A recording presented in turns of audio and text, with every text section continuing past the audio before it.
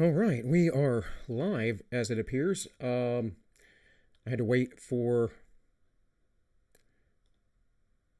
YouTube to connect, upload, do all that stuff. Looks like Entropy and DLive. All right, we are live as it appears. Entropy, as always, likes to change the volume on me because I always turn it down so I don't get an echo of myself.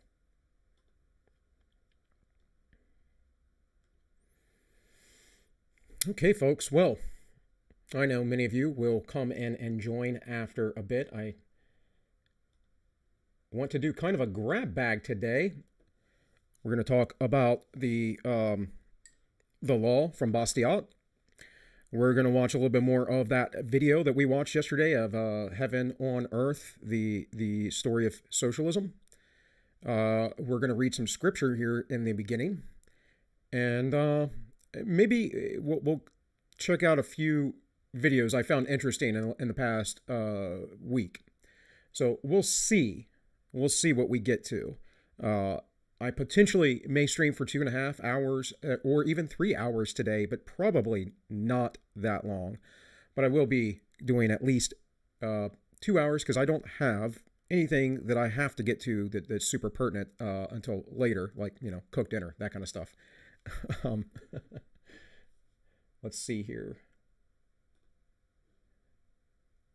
Oh, hey there. Well, see, I could not see my chat. So hello, Sam, Shelly, Holly. Thank you all for joining. Appreciate you all being here. So let's get started with some wisdom. So I'm going to read from the Septuagint, that is the Greek Old Testament. This would have been the Old Testament that the apostles and Christ himself would have used, because there was no Hebrew New Testament in those days. It wasn't used, folks. It was all Greek. It was translated from the Greek, supposedly over the course of 70 years with 70 scholars, yada, yada, yada. This is where we get the name Septuagint, which means 7 in Greek. And it is what the Orthodox Church still uses. This is an English Septuagint you can get from the let me change my screen here real quick so I can make sure I know that I'm showing you guys this well. But you can get this from anywhere online. It's a Greek Orthodox Bible. It does not have a ton of commentary. The commentary that it does have points always back to Christ, whether that is in the Old or New Testament. This is also an interesting little book for anyone who cares. This is a Greek New Testament. And the New Testament writers would have written in Greek with very little Aramaic. There was some Aramaic, but this is actually a parallel book. This is the Koine Greek, that is the Greek that they spoke in the day, and modern Greek side by side. So if you are a Greek reader, a modern Greek reader, you can kind of figure out the Koine. But I thought that those were pretty cool things to show you guys, if you care. I care. Those are the nerd things I like. So let's see. Where is my mouse? Here she is. All right. So this is the first proverb. And the other reason why I'm using the Septuagint is because the books are listed differently. It has some more passages that the modern Hebrew Bible doesn't have. You have to realize the modern Hebrew Bible, the Masoretic text, as it is known, was not even in usage. And we don't have anything older than like 400 AD. So the Septuagint goes way back to like 200 BC. Big difference there, right? Might be even older than that. I could be mistaken. Just throwing things out there off the top of my head. But yes, big difference in the dating. And again, this is what all the churches use. Now, eventually, Rome became the church of primacy, and they made everything Latin. Which is why if you are Catholic, up until very recently, you always went to Mass and heard it in Latin. Latin was not God's chosen language, folks. That is not what the Bible was written in. And the the original text of the Bible were all Greek, except for the Old Testament, of course, which was translated into Greek long before Christ and the apostles. So anyways, I'm going to read from Proverbs to give you some wisdom, some things to think about. The Proverbs of Solomon, son of David, who reigned in Israel, to know wisdom and instruction, and to perceive words of understanding, to receive also hard saying, and to understand true justice, and how to direct judgment, that he might give subtlety to the simple and to the young man, discernment and understanding. For by the hearing of these, a wise man will be wiser, and a man of understanding will gain direction, and will understand a parable and a dark speech, the saying of the wise also, and riddles. The fear of the Lord is the beginning of wisdom, and there is good understanding to all that practice it. The piety towards God is the beginning of discernment, but the ungodly will set at naught wisdom and instruction. Hear, my son, the instruction of thy father, and reject not the rules of thy mother. Now, important here that the personification of father and mother here are different. That is, the father, he's talking about, obviously, the patriarchs passing things down, but God the Father, of course. The mother represents wisdom, and the wisdom of the mother, that is the mother, the nurturer, the woman who manages her home, who takes care of her house.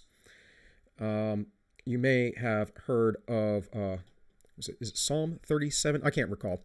Or maybe it's Proverbs. I can't even remember. But there's a scripture in the Bible that talks about a very orderly, godly woman. It talks a little bit about the man in the beginning, but the rest of the scripture is about this wonderful woman who takes care of her children, her home, all of the affairs, and how well respected she is amongst the community. Do not let the left dictate to you the concept that women were put down in the scriptures. That is absolutely not true. In fact, they are very, very strong heroines all throughout the scripture. Now, there are evil women in the Bible, of course, just like there are evil men and women in the world today. The evils of women that the Bible points out to are the weaknesses of men. I have to be particularly weak to the allure of women and sexual desire and all those things. I mean, I've always been girl crazy. I grew up very young, liking girls, when most little boys don't even care. It's not even on their radar until they're a teenager or something. Not so for me. And in following those passions towards women, I picked a lot of terrible women over time because these rules, these scriptures, this wisdom was not implanted on my heart, even though I grew up in the church, because I grew up learning too much, in my opinion, about what God said so, and not enough of why did God say so? Why is this important? Why are these things precious? So let's see. Back to the passage here in verse 8. Hear, my son, the instruction of thy father, and reject not the rules of thy mother. For thou shalt receive for thy head, a crown of grace and a chain of gold round thy neck. My son, let not ungodly men lead thee astray, neither consent thou to them. Meaning, don't let ungodly men lead you astray, and do not consent to their manipulations, to their coerciveness, if you would. I'm going to reread this, by the way, a little bit more quickly from my Bible, because this is an older translation. I don't like the these and thous. Some of you folks might like that. It's outdated language, so I just prefer not to use it. Anyways, it says, if they should extort thee, saying, come with us, partake in blood, and let us unjustly hide the just man in the earth. And let us swallow him alive as Hades would, and remove the memorial of him from the earth. Now that word Hades there is Sheol in Greek. They mean the same thing. That is the abode of the dead, the holding place of the soul. That is an old teaching. That is not a modern Christian teaching. The modern Christian teaching is you die and go to heaven, or you die and go to hell.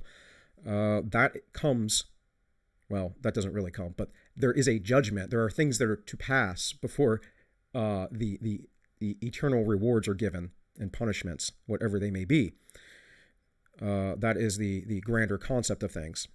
Not that we just die and go to heaven all of a sudden, or go to hell and face damnation. No, no, no. Read your scriptures, folks. Read your 1 Corinthians, where Paul tells you specifically that do you not know that we are to judge the world? Those of us who are in the faith, who are saints, are to judge the wicked at the second coming. Or at the resurrection, I should say. The second coming comes first. So these are things, of course, people debate about because of the wording of the scriptures as well. But anyways, let's keep moving. And remove the memorial of him from the earth. Let us seize on his valuable property, and let us fill our house with spoils. But do thou cast in thy lot with us, and let us provide a common purse, and let us have one pouch. Go not in the way with them, but turn aside thy foot from their paths. Stay away from those evil people, right? Pretty simple. It says verse 16, see appendix. Again, I picked an online translation, so you get what you get, but I'll read to you here from mine in a minute.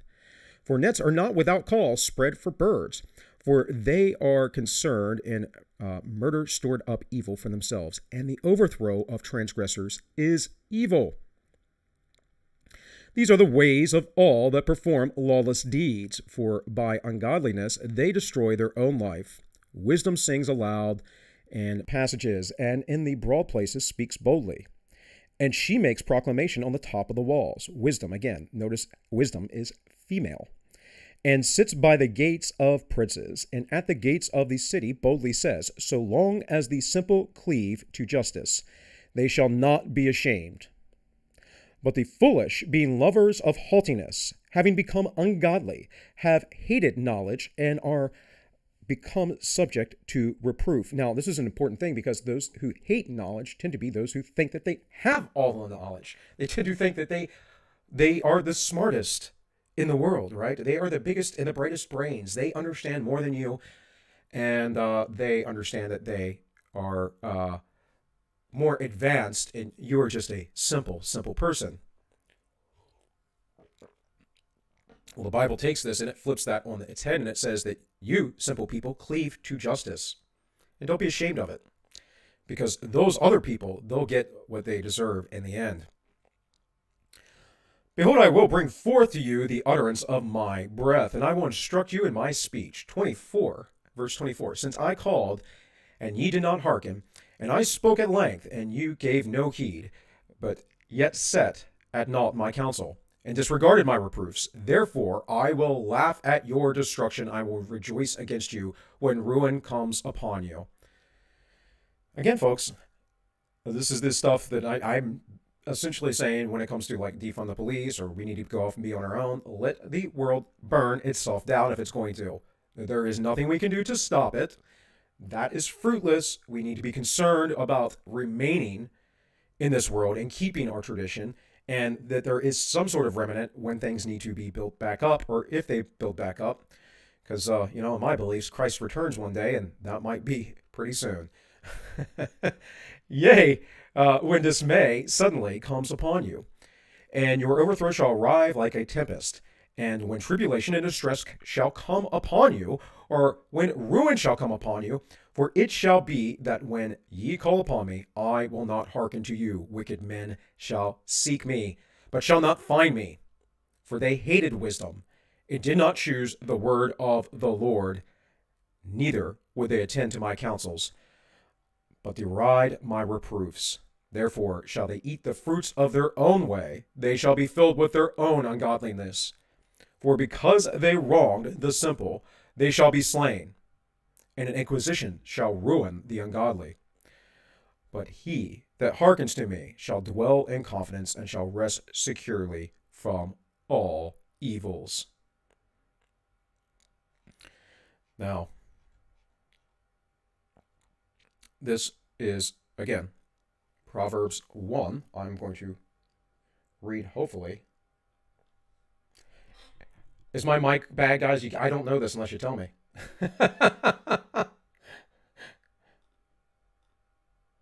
All right, let me hear the audio. Proverbs 1. I'm going.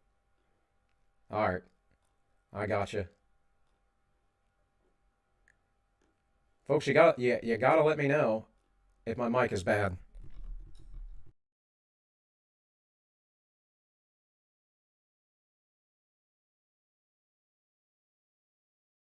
Testing 1, 2, 3.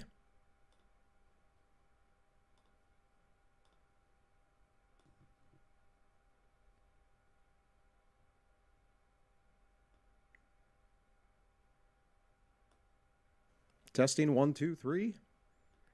Sounds better to me.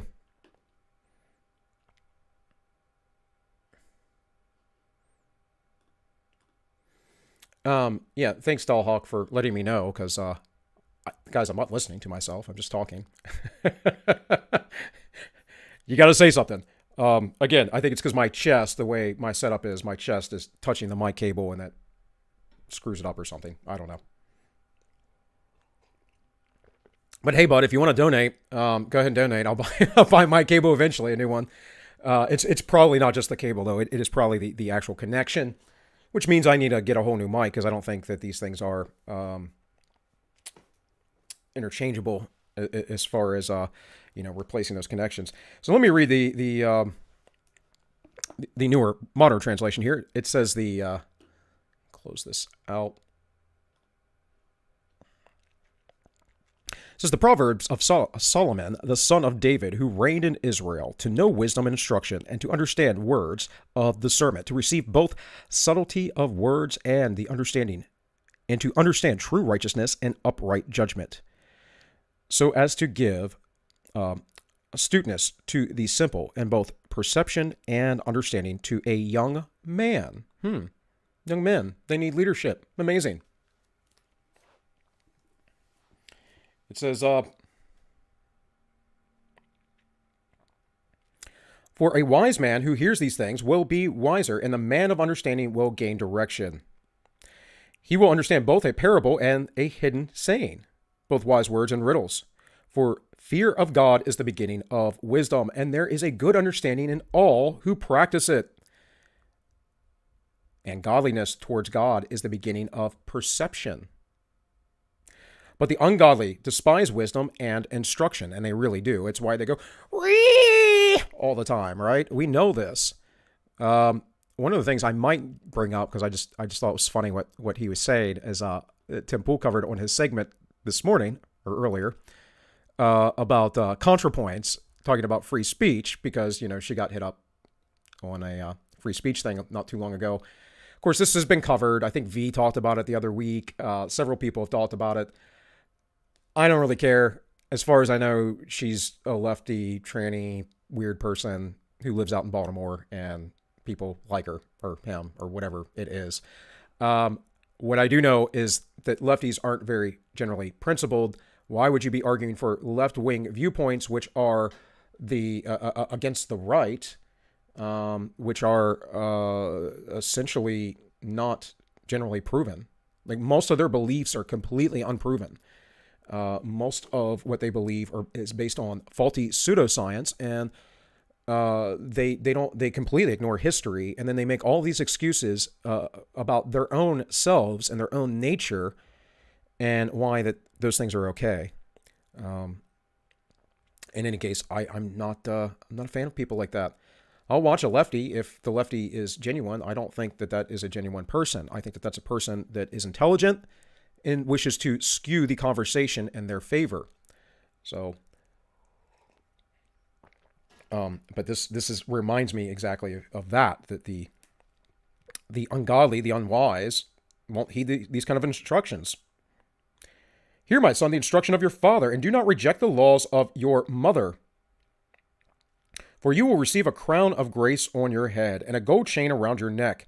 My son, do not let the ungodly lead you astray, and do not consent if they invite you, saying, come with us, take part in bloodshed, and let us hide a righteous man in the earth unjustly. Meaning, let's go murder somebody, and we'll just go hide him. We'll just go bury him. It'll be fun. Come on, man. Let's go be heathens. It'll be fun. I can tell you, heathenous things are fun. We all like sex. That's not necessarily a bad thing, if done properly. But, as fun as it is, in the moment, over time, it's like, this is This is meaningless. What's the purpose of this? That's important. Purpose, meaning, logos.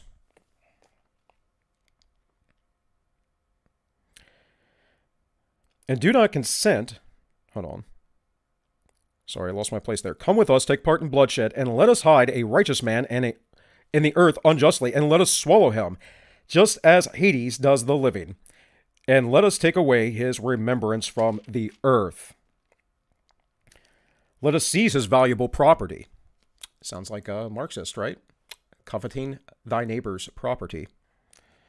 Let us fill our houses with spoils. Cast your lot with us, and let us acquire a common bag.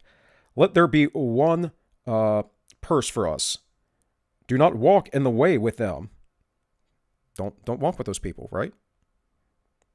I mean, when I was a kid, I couldn't wait to be around people like that, honestly. Not that I was a hellion. I actually was a pretty good kid, but I did get into trouble. Did stuff that shouldn't have done. But yeah, I mean, it's almost like, for me, following my passions, I wish to explore and discover these things for myself, and that's bad. It's bad. This is why I stress that we must confess our sins. We must educate people in the past. We cannot pretend like we are perfect people. We cannot pretend like we aren't flawed and don't have mistakes. We must act in a way and teach our children that we are imperfect. So I guess just checking the chat real quick, seeing if anyone's over on entropy. I don't see anything in D Live either, so which should come up on the entropy, but you never know.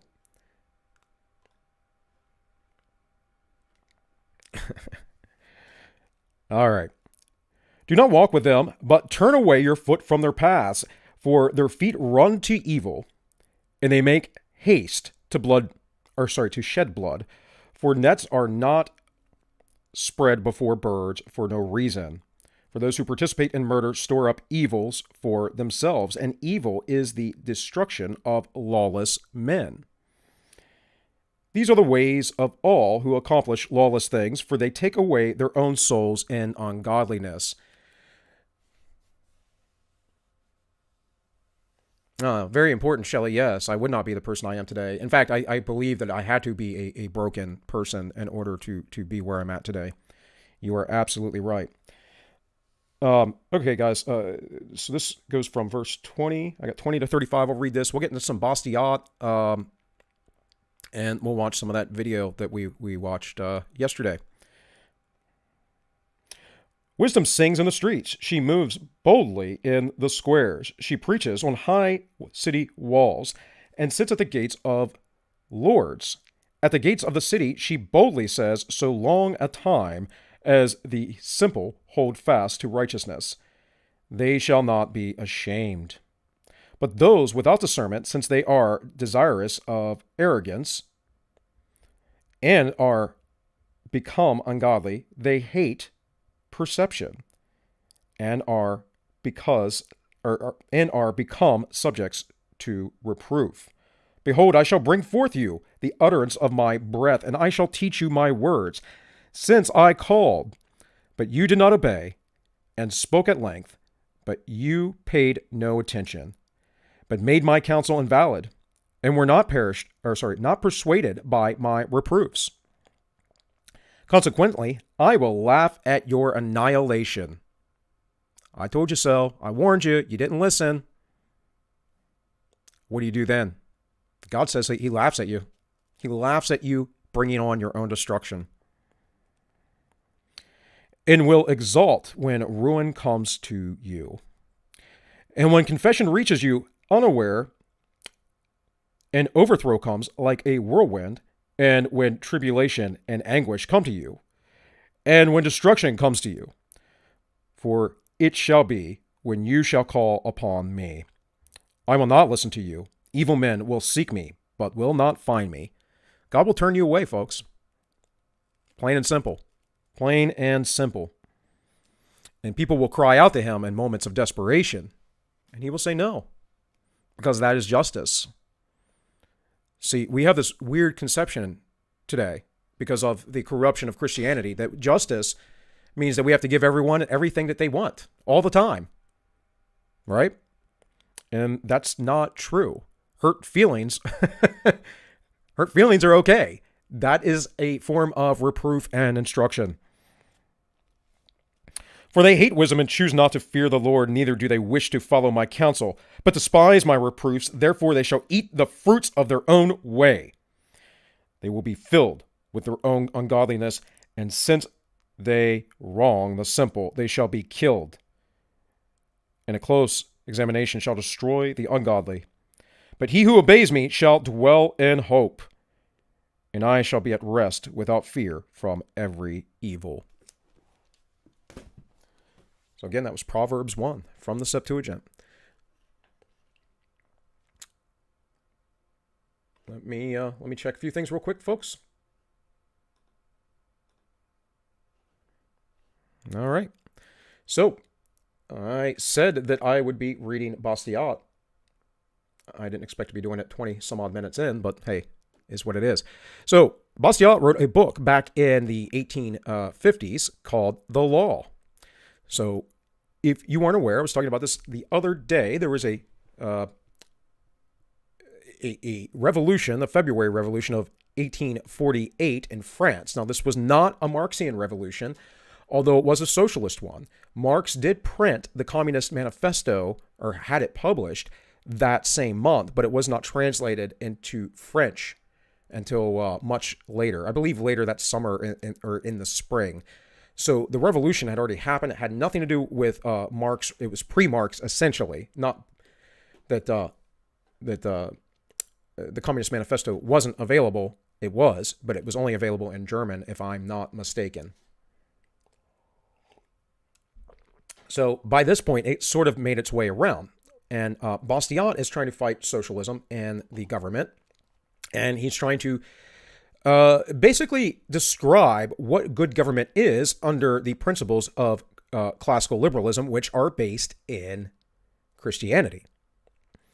So let's read the little preface here that this whoever has this up on the site wrote. When a reviewer wishes to give special recognition to a book, he predicts that it will still be read 100 years from now. The Law, first published as a pamphlet in June 1850, is already more than 100 years old. And because its truths are eternal, it will still be read when another century has passed. Frédéric Bastiat, 1801 to 1850, was a French economist, statesman, and author. He did most of his writing during the years just before and immediately following the Revolution of February 1848. This was the period when France was rapidly turning to complete socialism. So this was, again, after the Revolution, then Napoleon and his republics, and then this revolution, and then another republic was set up because, as Sargon often points out, here in America, we've had the same system of government, more or less, even though it doesn't follow its own rules. We've had the same system of government for, 200 some odd years. Almost 300 years going, right? We are not used to the idea of changing rules or changing governments. The French, within a matter of a few decades, changed their government repeatedly. For a long time. It's actually kind of amazing that they didn't end up like the Russians. If we have time, we'll talk a little bit about that too. Excuse me, guys. If we have time, we will talk a little bit about that too, the predictions of de Tocqueville, because de Tocqueville was living in the same era, right? De Tocqueville's speech that I showed you the other day on socialism was in 1848, was in the summer or in the autumn, I forget, but the revolution, of course, happened in February. This was the period when France was rapidly turning to complete socialism.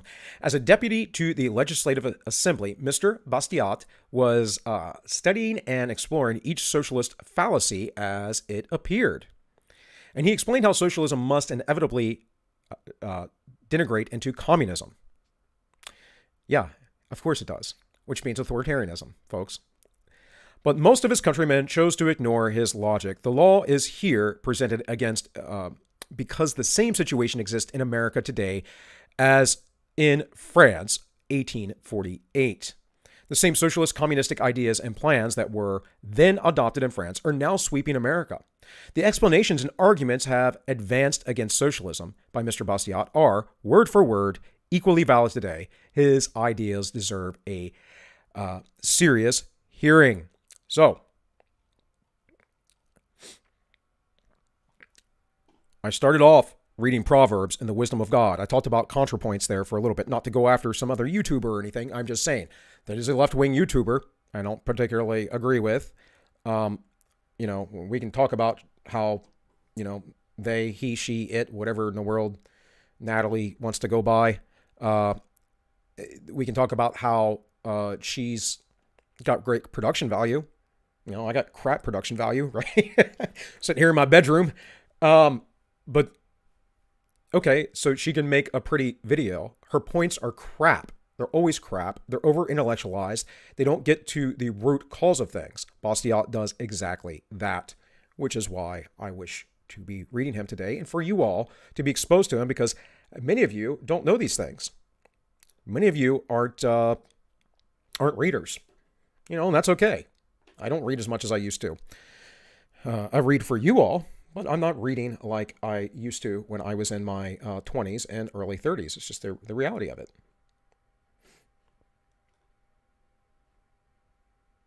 So guys, real quick, just a reminder, please like, share, subscribe, the thing.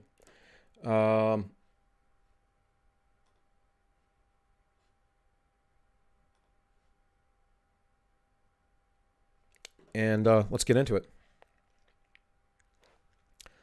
The law perverted, and the police powers of the state perverted along with it. The law, I say, not only turned from its proper purpose, but made to follow an entirely contrary purpose. The law became the weapon of every kind of greed. Instead of checking crime, the law itself guilty of the evils it is supposed to punish. If this is true, it is a serious fact, and moral duty requires me to call the attention of my fellow citizens to it. Man, is that not a good opening or what? The law is perverted and corrupt, and the police powers of the state along with it. Sound familiar, folks? Sound like something the United States might be going through at the moment?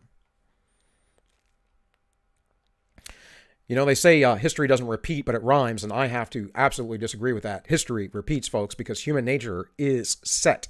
Now, individuals have different personalities, but as a species as a whole, we have very, very predictable patterns of thought. And again, this is why I read Scripture to you, because Scripture explains this to us. It explains this to us from the very beginning, the conception of humanity, how we act, how we organize, and how selfish and greedy we are.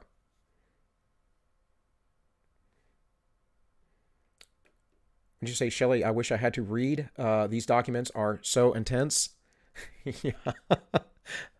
Yeah, they're awesome because people back then used to fight. They used to fight against the evil. They used to fight against the enslavement of humanity. They used to fight against the elitists. We don't fight anymore, folks. Most of us just complain. We don't do anything. We don't even speak up to our neighbors, our family, our friends. Trust me, I have some pretty intense conversations sometimes with folks. I try to be very, very judicious, but I've had people get very mad at me, very upset. And of course, I generally stay calm as a cucumber. And I'm like, well, you're the one getting upset. So obviously you have the problem in your thinking, because emotions don't get stirred by pure logic, folks. They don't. We hold from God the gift which includes all others. This gift is life, physical, intellectual, and moral life. Amen. But life cannot maintain itself alone. The creator of life has entrusted us with the responsibility of preserving, developing, and perfecting it. In order that we may accomplish this, he has provided us with a collection of marvelous faculties. And he has put us in the midst of a variety of natural resources. By the application of our faculties to these natural resources, we convert them into products and use them. This process is necessary in order that life may run its appointed course. By the way, folks, if you want to get, it is time to read Shelley. If you want to get this, Bastiat, it's usually very cheap. You can find it online for free. That's what I'm reading from right now. But you can get little copies of it. It is literally a little pamphlet, like 50 to 100 pages maybe. I have several copies. I should have grabbed one. It's for you all to see how little it is. But this, so this is Saffron Rose's book, right, that I had been reading on Storytime, which I'll get back to. You see how thin this is, because this was actually literally supposed to just be a chapter of 121 pages. But in any case, the law is even smaller than that. So, and you should be able to get a copy. Again, if you want to get a solid copy for less than $5, you can also go here. Yeah, I agree. You can go here to the Mises Institute, being the classically liberally minded and being a fan of Austrian economics. I find this as an invaluable resource. And so the Mises Institute has right here the law in a PDF, an EPUB, and whatever else. And you can listen to it on audio, or you can just come and listen to me. So there's that as well. Life facilitates production. In other words, individuality, liberty, property. This is man. Life facilitates production. In other words, individuality, liberty, and property. These are the three bases of all classical liberal writings and libertarian writings. The three things. You own yourself, you own your work, and you own whatever property you acquire, right? These are your rights as an individual. And in spite of the cunning of artful political leaders, these three gifts from God precede all human legislation and are superior to it. Life, liberty, and property do not exist because men have made laws. On the contrary, it was the fact that life, liberty, and property existed beforehand that caused men to make laws in the first place. You see how he is arguing here. Now, an interesting note, just some years ago, I was taking a Poli-Science 101, a college course, and my professor was an idiot. She was literally an idiot. She was far leftist. She would not tell us what her opinions were in class per se, but she would say things that gave it away. And I made a good buddy, a vet, a guy that lives in the area who was in the 101st Airborne. And so we became friends really quick because we're both infantry guys, even though he is, an Army dog. And we would go at it with her in class all of the time. I remember her specifically saying, "We don't know what the founders meant by life, liberty, and the pursuit of happiness." And I was ready to just strangle her. What do you mean? Everybody knows what that means. Everyone knew what that meant back then. The pursuit of happiness was the pursuit of property, and that was in the original draft of the Declaration of Independence. We'll go through that maybe tomorrow or next week. And with that, the writings that Jefferson has, the numerous writings that Jefferson has, letters that we have access to today, clarify these things.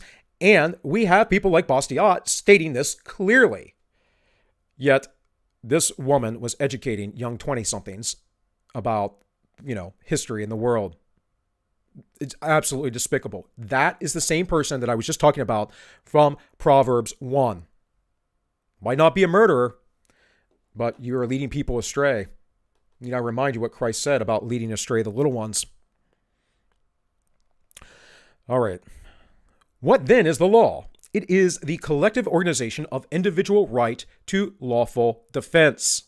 By the way, guys, when I say, I've said it before in the past, that my politics are basically Bastiat's, I literally mean that. So as we read this, you could understand very much where I stand politically. Each of us has a natural right from God to defend his person, his liberty, and his property. These are the three basic requirements of life, and the preservation of any one of them is completely dependent upon the preservation of the other two.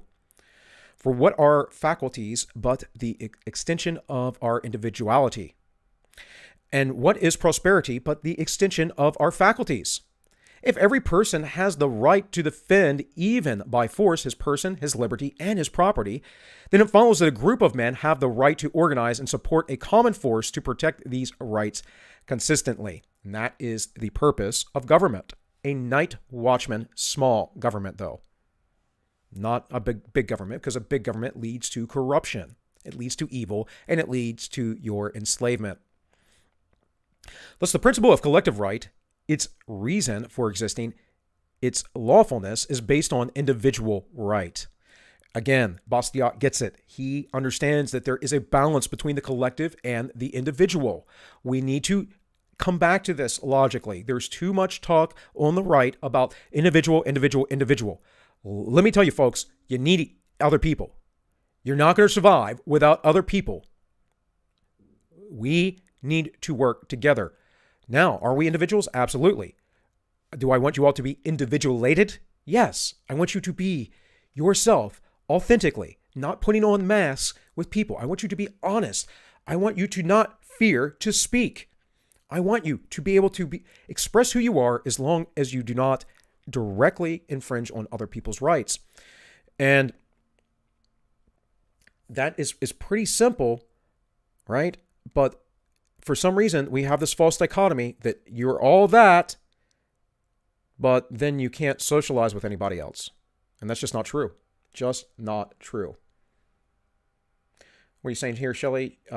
If you know and have time, can you tell us what kind of person Bastiat was? Was he a good family man, moral? Did he practice his beliefs in real life? I know you will see it here in his writing. He was a godly man. He believed very much in God. I don't know enough about his biography, Shelley. That's an interesting question. I actually don't tend to look into those types of things. Didn't even occur to me to do such a thing. But you can see the tenor of his heart here in his writing. And the common force that protects this collective right cannot logically have any other purpose or any other mission than that for which it acts as a substitute. Thus, since an individual cannot lawfully use force against the person, liberty, or property of another individual, then the common force, for the same reason, cannot lawfully be used to destroy the person, liberty, or property of individuals or groups. What he is saying here is very important. It is the point that Sargon, Carl Benjamin, makes in his breakdown of Starship Troopers. Force is the ultimate arbiter.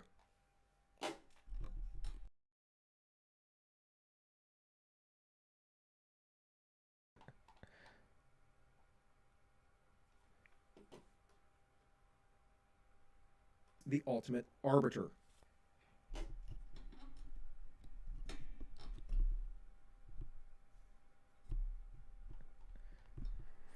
Is Robo Bill back?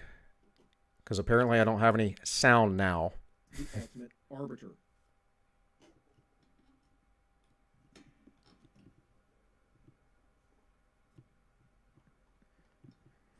Is Robo Bill back? Okay. Sorry, guys. I guess I'm going to really have to find a workaround for this. Or set my mic up a better way. Yeah, guys, it's the connection to the mic. And it's weird. It'll clear up, too. It'll just start out of nowhere. Or it'll clear up. I've done many videos, didn't even know that it was like that. And I'm watching it. I'm like, why do I sound so weird? And then you watch for 10 minutes, and it clears up. Or 20 minutes, whatever it is. It just goes away. So it works itself out. I do have some sound programs and stuff for my levels and all that kind of stuff. Check out. I'm not a tech guy, guys, so I'm not spending enough time exploring it. But let's get back to this subject here. So I was saying that the ultimate arbiter of all things in the end in this material world is force, is it not? And so we want to responsibly use force always. Well, yeah, beggars can't be choosers. That's right, Shelley. You guys just get me instead. Um, but yeah, force is the ultimate arbiter of all things, and Bastiat is bringing that to the forefront immediately. We're just barely into this, right? And the purposes for a government, why people collect themselves, form themselves into a government to basically use force and to use it justly instead of just having, a mob rule like we have now in this nation. And all socialist nations, by the way, folks, will have a mob rule. Such a perversion of force would be, in both cases, contrary to our premise. Force has been given to us to defend our own individual rights. Who will dare to say that force has been given to us to destroy the equal rights of our brothers? Since no individual acting separately can lawfully use force to destroy the rights of others, does it not logically flow that the same principle also applies to the common force that is nothing more than the organized combination of the individual forces? Let me read this again. Since no individual acting separately can lawfully use force to destroy the rights of others, meaning socialistically, democracy is obviously two wolves and a sheep deciding for what's for dinner, right? That's what he's talking about here. Since no individual acting separately can lawfully use force to destroy the rights of others, again, mob rule, democracy, does it not logically flow that the same principle also applies to the common force that is nothing more than an organized combination of individual forces? If this is true, then nothing can be more evident than this. The law is the organization of the natural right of lawful defense. Oh, hey, Val. Just got out of a useless meeting about core values. Oh, I'm sure that was fun. By the way, Val, much appreciated all the donations you made yesterday. And I know you gave me a donation on DLive a few days ago, a diamond, whatever that means in DLive money, but really appreciate it. So no one's told me today if Entropy's up and running, but it's running for me. So, again, where was I at? It is this substitution of a common force for individual force. And this common force is to do only what the individual forces have a natural and lawful right to do, to protect persons, liberties, and properties, to maintain the right of each, and to cause justice to reign over us all. Now, folks, this is nearly a 200-year-old document. These are the basics of our liberty here in the United States, our liberty that has been destroyed and eroded for the last 100 years. This is a very fundamental, important document in setting out our understanding of how a night watchman, minimalistic government should be set up, and all of the arguments that support it. Because he's going to go through and cut down what socialists want and how they create and cause evil in the governments. And you'll see that. If a nation were founded on this basis, it seems to me that order would prevail among the people in thought as well as in deed. It seems to me that such a nation would have the most simple, easy to accept, economical, limited, non-oppressive, just, and enduring government imaginable, whatever its political form might be.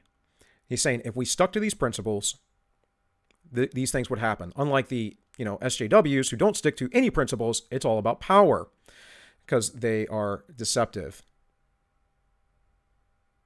You're just trolling TYT. I saw that, Sam, that this morning that Styx is great. I love Styx. In fact, I have a video here that if we get to, Styx covered the other day about 2A that I really liked, and I've been kind of wanting to bring it up all week. But yes, Styx did tell everyone to go over to TYT, all of his clankers. He did this the other week to a, what was it, 2 weeks ago? A socialist, some socialist guy, and there was nothing in the chat but his folks, which was great. I love it. It would be great if I could do that, if I had enough people that I could weaponize the channel to send you all to basically go troll other folks who are idiots trying to destroy society and gain power.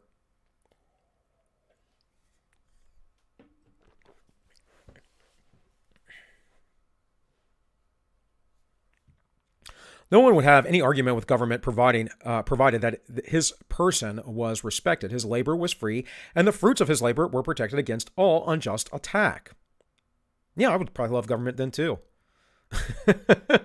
I'm not a lefty though, so when successful, we would not have to thank the state for our success. And conversely, when unsuccessful, we would no more think of blaming the state for our misfortune than would be the farmers blame the state because of hail or frost. The state would be left only by the invaluable blessings of safety provided by this concept of government. So what he's saying is that there are things outside of the state's control and power, justly or unjustly. Like literally, most things are out of the state's power, and when they try to implement their greedy little hands and get their fingers on the things outside of their control and their nature, then everything goes haywire, right? And you get protected classes, you get special citizens, you get that right now. In fact, let's take a little detour for a minute and talk about that, because this was a really interesting article. This is from the Anchorage Daily News. Hopefully that's bigly enough for y'all. It says tipster, social media post led FBI to search Homer woman's home for links to Capitol riot. A social media post had the FBI searching for a woman who wasn't at the Capitol riot, but was potentially believed to be. Two anonymous tipsters on Instagram post and a photo comparison led the FBI to break down the doors of Homer couple's home last week, according to a search warrant unsealed Wednesday. The FBI had hoped to find a laptop stolen from the office of U.S. House Speaker Nancy Pelosi during the January 6th riot at the U.S. Capitol by supporters of the then President Donald Trump. Well, at least she didn't frame it. Donald Trump is the terrible, terrible orange man, or Biden being the best person on earth. It's pretty straight reporting here, which, good. Rioters invaded the Capitol in an attempt to disrupt the certification of Joe Biden's win. Well, that's a little bit of bad framing, but they didn't do that, folks. They were going in. You know this. They were going in to say, hey, listen to us. We need to be heard. No one complained about this happening to what's his name? Brett Kavanaugh. Right? No one complained about this then. I know the coup wasn't happening then either. But guys, come on. Let's be consistent with our standards. So it says Paul and Marlon Halper attended a pro-Trump rally that preceded the riot and went to the Capitol but never entered the building, they said, attributing the FBI search to a case of mistaken identity. So basically, this woman was hunted and tracked down because she went to D.C., all the way from Alaska, by the way, folks. I mean, long trip, right? And the social media sleuths decided they were going to find this woman, that this was the same person, and hunt her down. Yet Hunter Biden can do whatever he wants. He can rape and molest underage children. Well, I guess he didn't rape them since he probably paid for them. Whatever you want to call that. There's that. There's Antifa and BLM doing the crazy stuff they're doing. The FBI hasn't infiltrated them. And I mentioned it last night on the show with Whitmer, the Whitmer 5, right? And Sniper was saying, yeah, two of those were feds. I'm like, yeah, they embedded themselves. They embedded themselves specifically in order to get the right-wingers, and Boog Boys aren't really right-wingers. They are generally ANCAPs, but are supportive of the left, so I don't think they know what they're talking about. And in fact, every time I see a Boog Boy, I'm like, dude, you can't fight, brother. You can't fight. You're out of shape. You're fat. You don't know any squad tactics. You're not gonna survive. I'm up. He sees me. I'm down. You're probably gonna stand out in the open and shoot your gun like an idiot because you don't know how to take cover. Yeah, there's a lot of problems there, guys. A lot of problems. All right. So here it shows the photos. I'm going to cover this just a little bit. It says that one was wearing a black puffy coat similar to the one Halper wore, and she had a similar hairstyle. I have a black puffy coat like that. That's the only thing I had that resembles hers, and somehow they managed not to take that. She said this is because they took a bunch of her stuff to investigate. It says here, going up a little bit, we can confirm the Halpers were banned in February due to a non-mask compliance. Alaska and federal police require all guests to wear masks throughout their journey as a policy. We do not comment on the status of individual passengers or related federal investigations. That was from Alaska Airlines. The unnamed FBI tipster said Maryland looked like a woman seen in surveillance videos and a third-party video from the Capitol. In those images, an unidentified woman is seen entering Pelosi's office and disconnecting cables from her laptop, which is then removed from its desk by an unidentified man. So, that person was a thief, but is it really, does the FBI really need to be investigating this, folks? Really? Is it really that important? And what happened was they pinged everybody. Everybody knows this. We talk to, you guys are in the chats regularly, people that were there. They pinged everybody, and they're hunting them down now. You think they couldn't do this with Antifa? Like, legitimate question. And I say this knowing that you guys are, on my side. You're not the left, but the left doesn't think about these things. They're stupid. Or the normies, I would even say. The normies don't think about these things. Let's watch this real quick. I don't want to watch this whole video. I'm not going to make you guys watch Temple with me. Trust me. This isn't about that. This is just something he said I found for years quite interesting. He's talking about ContraPoints here. It's about the 14-minute mark or so. He said, I'm going to get back to Bastiat in a minute, by the way. Well, sorry, Val. Just come back and join us here in a little bit. I'll be going for at least another hour, maybe longer than that today. Free speech warriors are not neutral advocates. They have a very specific set of sympathies. That's a straw man. He's talking about ContraPoints arguments on Twitter. Again, Natalie, whatever. I'm not going after her. I'm just saying, I don't think that, however big she is, whatever she does over there, I don't think she's genuine. I don't think anyone on the left is really genuine. I mean, I think some people are genuine because they're normies and they don't understand anything and they don't think about it. Yeah. But as far as those people who are, pushing out this content, there are a few people. Actually, I should restate that. What's his name? Destiny's pretty genuine. I think Destiny's a cuck and whatever else, but I think he's pretty genuine. I think you can actually talk with him. I think you can reason with him. Obviously, when he talks to Voldemort, he calls him out constantly. So there's that. So instead of ignoring the actual principled positions of people like Noam Chomsky and the academics and individuals and journalists, the real ones, who are actively saying we should not allow big tech platforms to funnel people in certain directions, to shut down certain opinions, people should be allowed to speak. You criticize the straw man. You take the straw man approach. It's hilarious. Natalie Wynn said, since 2010, Islamist cleric Anwar al-Awlaki's lectures have been censored by Google by order of Congress. Not one centrist ever complained. Are you kidding me? This is what I wanted to bring up because Tim considers himself left of center, but center. I'm sick of it. How many times have I done videos complaining about what the U.S. government did to Anwar al-Awlaki and Abdurrahman al-Awlaki? This is duplicitous. It's just, you know what? This is what I can't stand.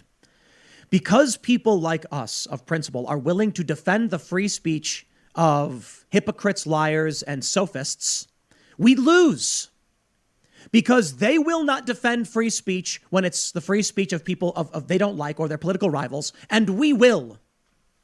Now, I'll criticize Candace Owens when she's and Donald Trump when they both said you shouldn't be able to burn the American flag. No, I said you should be able to if it's your property and it can be done safely. You can do what you want with your property. I believe burning the flag is free speech. In fact, I agree with Penn and Teller that burning the American flag is one of the most, what's the word that described it?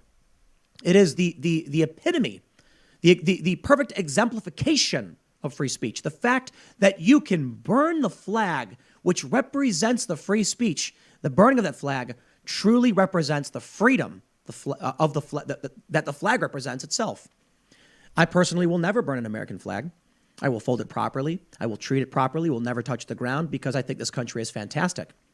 But I'm just sick and tired of these people coming out and ignoring the facts, hyper-focused. Look, maybe it's just me. Maybe there's like 10 real people on the planet. What do I often say? Leftists love guns. Leftists are not anti-2A, they're pro-2A. They quote Karl Marx all the time. Fake leftists, I guess, and liberals, neo-lib corporate Democrat types, I try to make sure that I represent the left properly in their arguments. When they say they're in... All right, that's enough of that. More than anything, I just wanted you to hear his argument. We will defend free speech, right? And the left will do whatever. They'll be duplicitous. And therefore, we lose, which is why it's good to be principled, but also, I mean, it's very good to be principled, folks. But also, if those are the rules that they want, we need to allow them to have their rules. We need to just go and create our own societies. The end. There is no arguing with these people. There is, ContraPoints is complaining because she got age restricted. Oh my goodness. You know how many videos I've had age restricted by YouTube? It's like, who cares? I don't have a big reach anyways. She's got millions of followers, I believe, or hundreds of thousands. You're complaining about age restriction? Seriously? Oh, they're banning us. We should stand up for free speech all of a sudden. No, you're not a principled person. You're a person who likes power. Sam, what do you got to say here? Free speech advocates do indeed not like helping their enemies. Those who just moments ago would have gladly seen them yeeted. Absolutely. 100%. What's the name of the Islamophobic woman Joe Rogan talked about a few times? The one that suffered pretty extreme. I know what you're talking about. Ayaan Hirsi Ali. I actually have her book maybe up here. Yeah, maybe I don't. It's downstairs then. Yes, Ayaan Hirsi Ali is who you are talking about. She's not Islamic. She grew up in the Islamic world. She's an atheist now. And yes, they circumcised her. The female genital mutilation. So, anyways, I wanted you to hear that because as many of you don't watch Tim regularly, and a lot of people have a lot of opinions about Tim. I mean, he's not necessarily perfect. Neither am I. But Tim's getting more and more based as the years go. And I've been watching Tim for a long time. Tim reminds me of old friends of mine, though. He's kind of that kind of guy. I used to hang out with a lot of lefty people. I still do on occasion if I go out, because I hang out with a lot of artistic people, and that's what artistic people tend to be. I'm not the norm. I'm an anomaly in that for the most part. But yeah, Tim is saying something there that Don says all the time, right? You guys watch Don, he says all the time, we aren't willing to fight. We aren't willing to hold these people to their standards because we have higher principles. And I don't think that we should violate our principles. What I am saying is that let them eat their own. Let them do their thing. We must break away. We have to plan these things. And guys, if you are not seriously contemplating this, getting some land out in the middle of nowhere, organizing yourselves with other folks, you're going to be in a world of hurt in a few years when the political persecution ramps up even more than it is ramping up today. Because right now, it's pretty mild.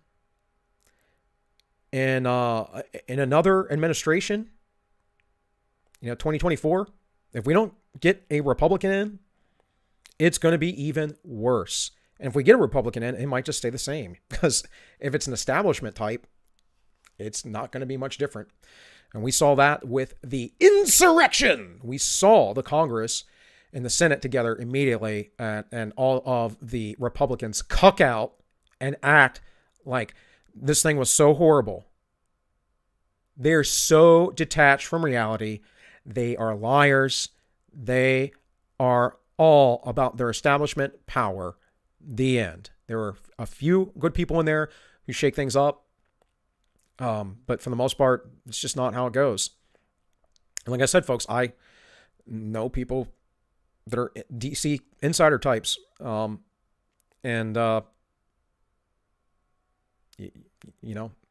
par for the course. Everyone knows how it goes down there. Everyone.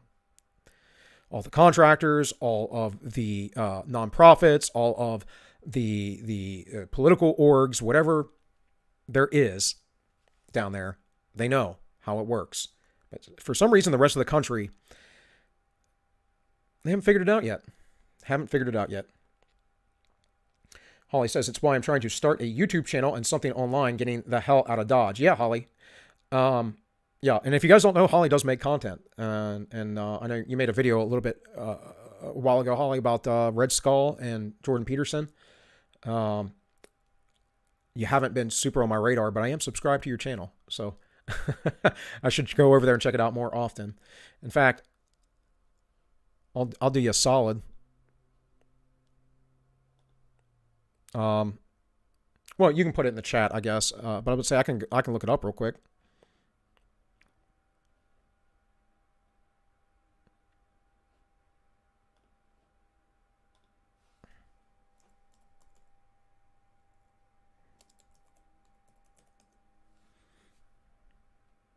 There she is. Hopefully I'm not embarrassing you. Hey, look, I mean, you got a pretty, like, you have a pretty good number of subs there, Holly. You got the female privilege, though. Female privilege trumps all. So yeah, guys, go check out Holly's stuff. And Holly will, I'm pretty sure, right? We agreed. You're going to be hosting with me on the It's Justify the Memes in a couple months. So really appreciate that, because I need someone to help me out. Let's get back to Bastiat tomorrow, guys. I want to play a few videos. I got a couple different things. This was an interesting thing from Fox News. I don't watch Fox News, but a guy I used to work with sent this to me. And he's like, what do you think? You know, now he's retired now, and he literally is a boomer. He's in his 60s. But a really nice guy, you know, worked with him at the sheriff's department for some years. And he sends out emails on occasion with things, and he sent this. I thought it was pretty good. So what was... All right, everyone. Oh, this was the other thing I wanted to talk about. This is Keith Olbermann, and sticks his take on what he had to say. Of course, we have Heaven and Earth, which we were watching yesterday, and a fun little video from What's-Her-Face. I really like What's-Her-Face. I would love to get her on our show, but I don't know how I can get in contact with her, unfortunately. I'm trying to figure that out. Now, she blew up in this past year with a mask video. I actually used that video at some point, some time ago, but I think let's start here, because she is she's going to break some stuff down, right? Why maybe you shouldn't trust your government so much. And as I let this play, guys, I'm going to try and refresh my coffee, so I'll be right back. Hello, and welcome to Fun Facts with What's-Her-Face. Today we're going to be discussing my top 5 favorite conspiracy theories that turned out to be conspiracy fun facts. Number 5. The U.S. government poisoned alcohol during the 1920s Prohibition. Prohibition was introduced in the 1920s to control the U.S.'s alcohol consumption, but it only resulted in its widespread illegal production and distribution. So the government took more drastic measures. They decided to poison the country's illegal alcohol supply by adding toxins, including highly toxic methanol. In total, an estimated 10,000 people died as a result. Number 4. The U.S. government used dead babies and children for nuclear testing without their parents' permission. In 1956, the world woke up to the horrific details of government-backed body snatching. Project Sunshine was a series of research studies conducted on dead children and babies to ascertain the impact of radioactive fallout on the world's population. The studies were conducted without parental consent, and the secret study was only exposed after a woman by the name of Jean Pritchard revealed that she was unable to dress her stillborn daughter's body for her own funeral because the doctors had removed her legs and shipped them off for experimentation. Wow, Jean, thank you for your contribution to science. Number 3, the CIA developed a heart attack gun. In 1975, the CIA created a secret weapon that could cause fatal heart attacks. It worked by shooting a small poison dart that could penetrate clothing and left nothing behind but a tiny red dot. The dart disintegrated on impact and the poison dissolved quickly, so it couldn't be detected in an autopsy. Could I get one of those for my mother-in-law? Number 2. Contaminated polio vaccines spread a cancer-causing virus. In 1960, it was discovered that the diseased monkey kidney cells used to make polio vaccines were contaminated with SV40, a virus that causes cancer in humans. Nearly 100 million American children were given this vaccine between 1955 and 1963, and scientists around the world continue to identify SV40 DNA in human lung, bone, and brain cancers. And last but not least, number 1. A pharmaceutical company by the name of Bayer knowingly infected thousands of people from Asia and Latin America with HIV. In the mid-1980s, Cutter Biological, a division of the pharmaceutical company Bayer, knowingly sold millions of dollars worth of blood clotting medication with a high risk of HIV contamination to hemophiliacs in Asia and Latin America. Even though the company was aware of the HIV risk and had created a safer heat-treated version of the drug by 1980. By the way, guys, I mean, I'm married, right? But if I wasn't, I'd be trying to get a hold of her. Not because I think she's the most beautiful thing or anything like that, but man, is she a sharp girl. And is she not very well educated in these things and very, very suspicious of the government, which is not a normal Canadian trait, in my opinion. Holly, you could correct me on that, but most of my Canadian friends are very, very loving of their government, even though some of them might not be fans of Trudeau. They continued to sell the products abroad for over a year to avoid being stuck with stocks of a product that they couldn't sell. In other words, they infected thousands of people so that they could save a few bucks. Scientists are smart and business savvy. Thank you so much for watching, and please be sure to return every weekend for more fun facts with What's Her Face. Kindness is not a virtue. Most of the time people are kind because they don't have the balls to tell you what you need to hear. A good... And, it might be worth getting on her Patreon to hear some of this stuff. I considered getting on her Patreon just so I can get in contact with her to have her on the show, because that's what I do. So when you guys give me donations, by the way, not that I'm drawing anything out, but right now, but as you give me donations, that actually helps me on the Justify the Memes, because sometimes... Like literally, Brother Augustine, I got on because I went over to Robin Riley's stream while he was live. I was driving to my friends to go watch UFC fights. And I'm listening to the guy and I'm like, oh, wow, I need to get him on. Super chat right away. So realize that, guys. You're not providing me with beer or cigarette money so much as as providing opportunity to talk to other people, of course. Not that I can't do that out of my own pocket either, but... Like I told you the other day, it's like we had a stream a few weeks back. I can't even remember when it was. It might have been our drinking stream, our last one. And you all were generous enough to donate about $100 or so. Well, that covers our overhead for using StreamYards, because it's like $25 a month or something like that. Helps cover some of that overhead. So it's things like that are important, and it's why you should donate and support creators. Of course, I'm not big time, but it only takes about 1,000 people, really. It only takes about 1,000. So if I had 10, 20,000 subs, it's still not huge, right? Jeremy over at the Weekly Narrative has about that. But, most of there's only a hardcore base that watch him regularly. But if you have that and about, 1,000 people are donating, that's sustainable money you can live on.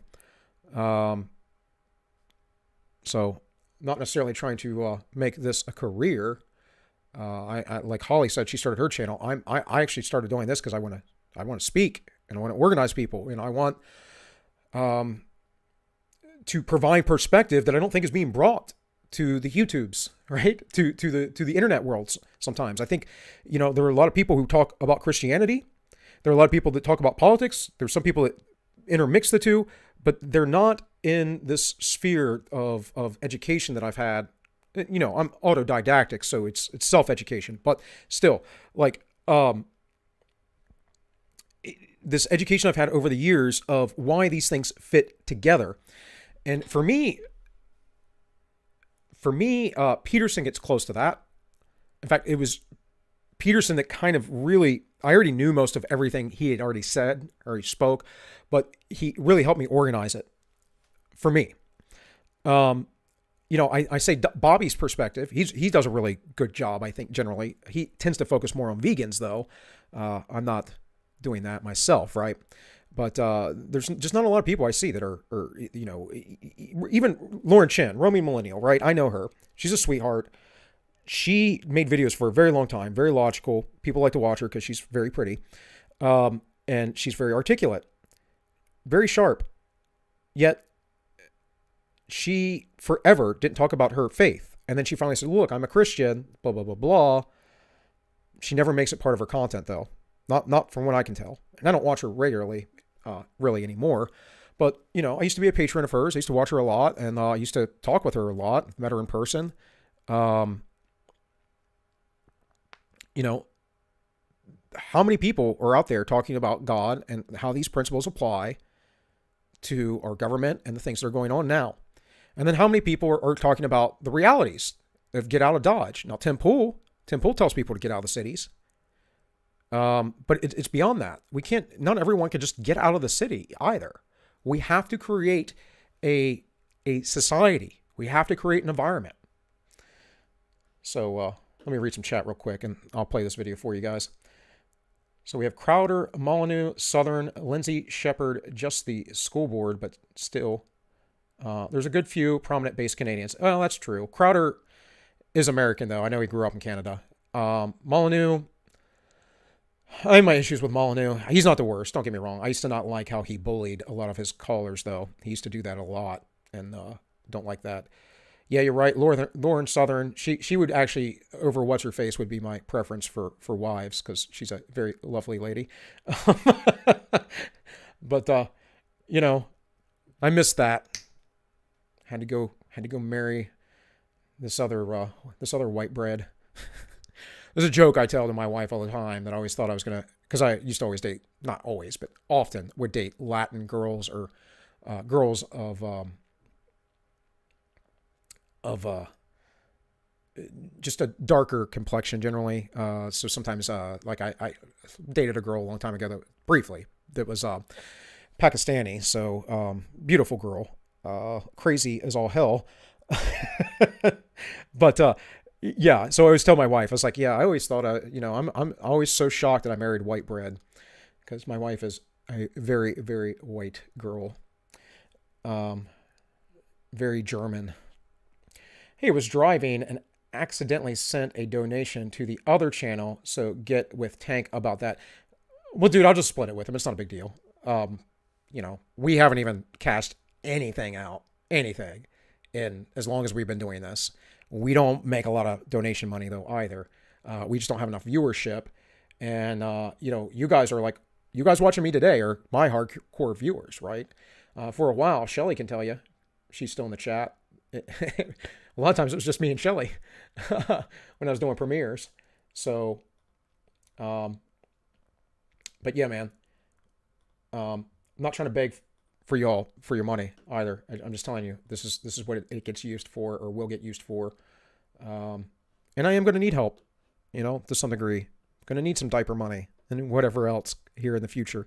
But anyways, that's enough of me rambling. Let's play this clip here. This is from May 4th.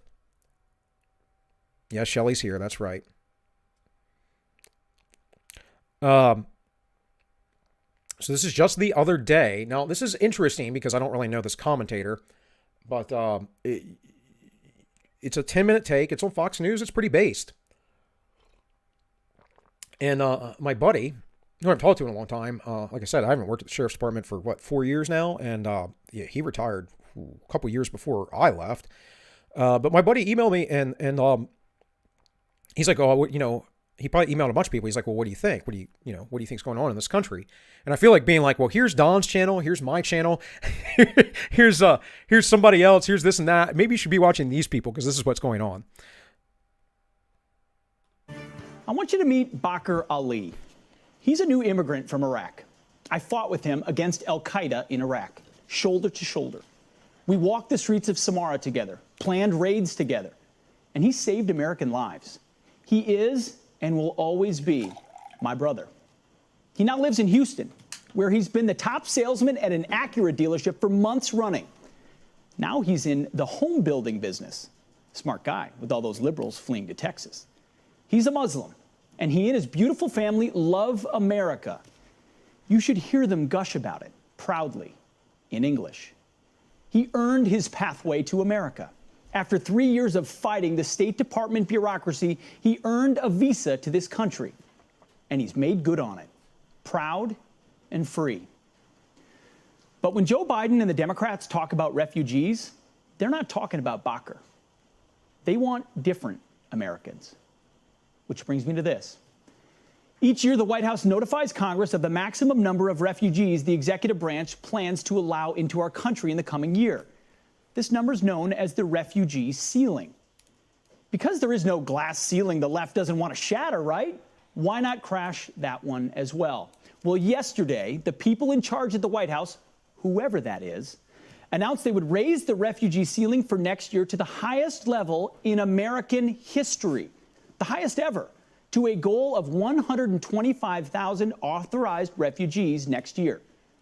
A number higher than's ever been given in a single year, even to, say, Jews in World War II Germany.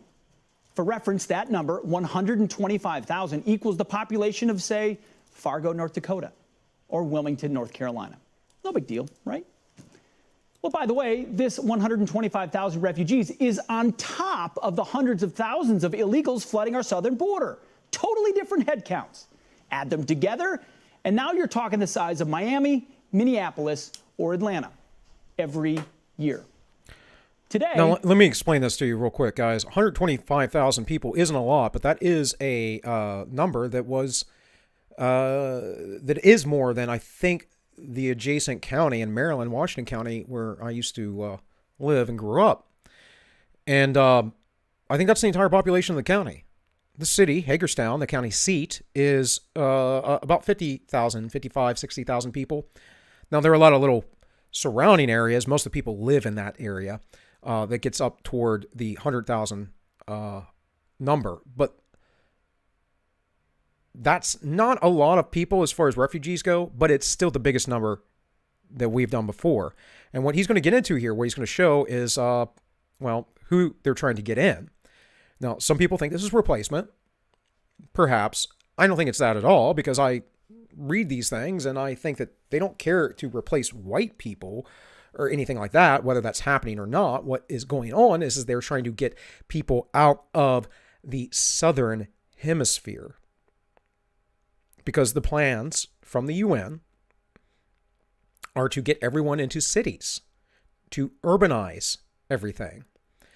And they want people away from the countryside. This is part of the big business thing as well, where, they're extracting resources and doing whatever that they do, and the government backs them up. They take over the farming industry, so there's no small farmers. You can't support yourself.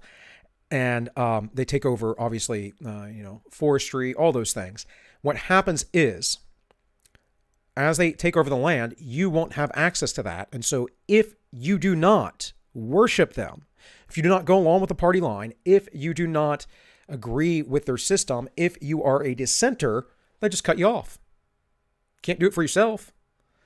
Like, there are literally places in the United States that they don't want you to collect rainwater. And crazy lefties will, and I know them, I've known them for a long time. I have a good friend, married, I know her forever, married to a friend of mine who I met later on in life, but they're married. I met them separately is what I'm saying. And I'm friends with that whole family. And this lady's told me before, oh no, it's for environmental reasons, because if you collect rainwater, then the rainwater that you're collecting won't irrigate the crops down, someone else's house. And I'm like, are you insane? Do you know the amount of water that you would need in order to collect, to keep the water from irrigating crops on someone else's farm? That's absolute insanity. If it's raining, they're getting the water too. Well, maybe it's not raining in that spot. Okay. Well, so the water has to flow down to them. Okay. How much rainwater can you actually collect? This isn't about that. It's about not being able to be independent or off the grid.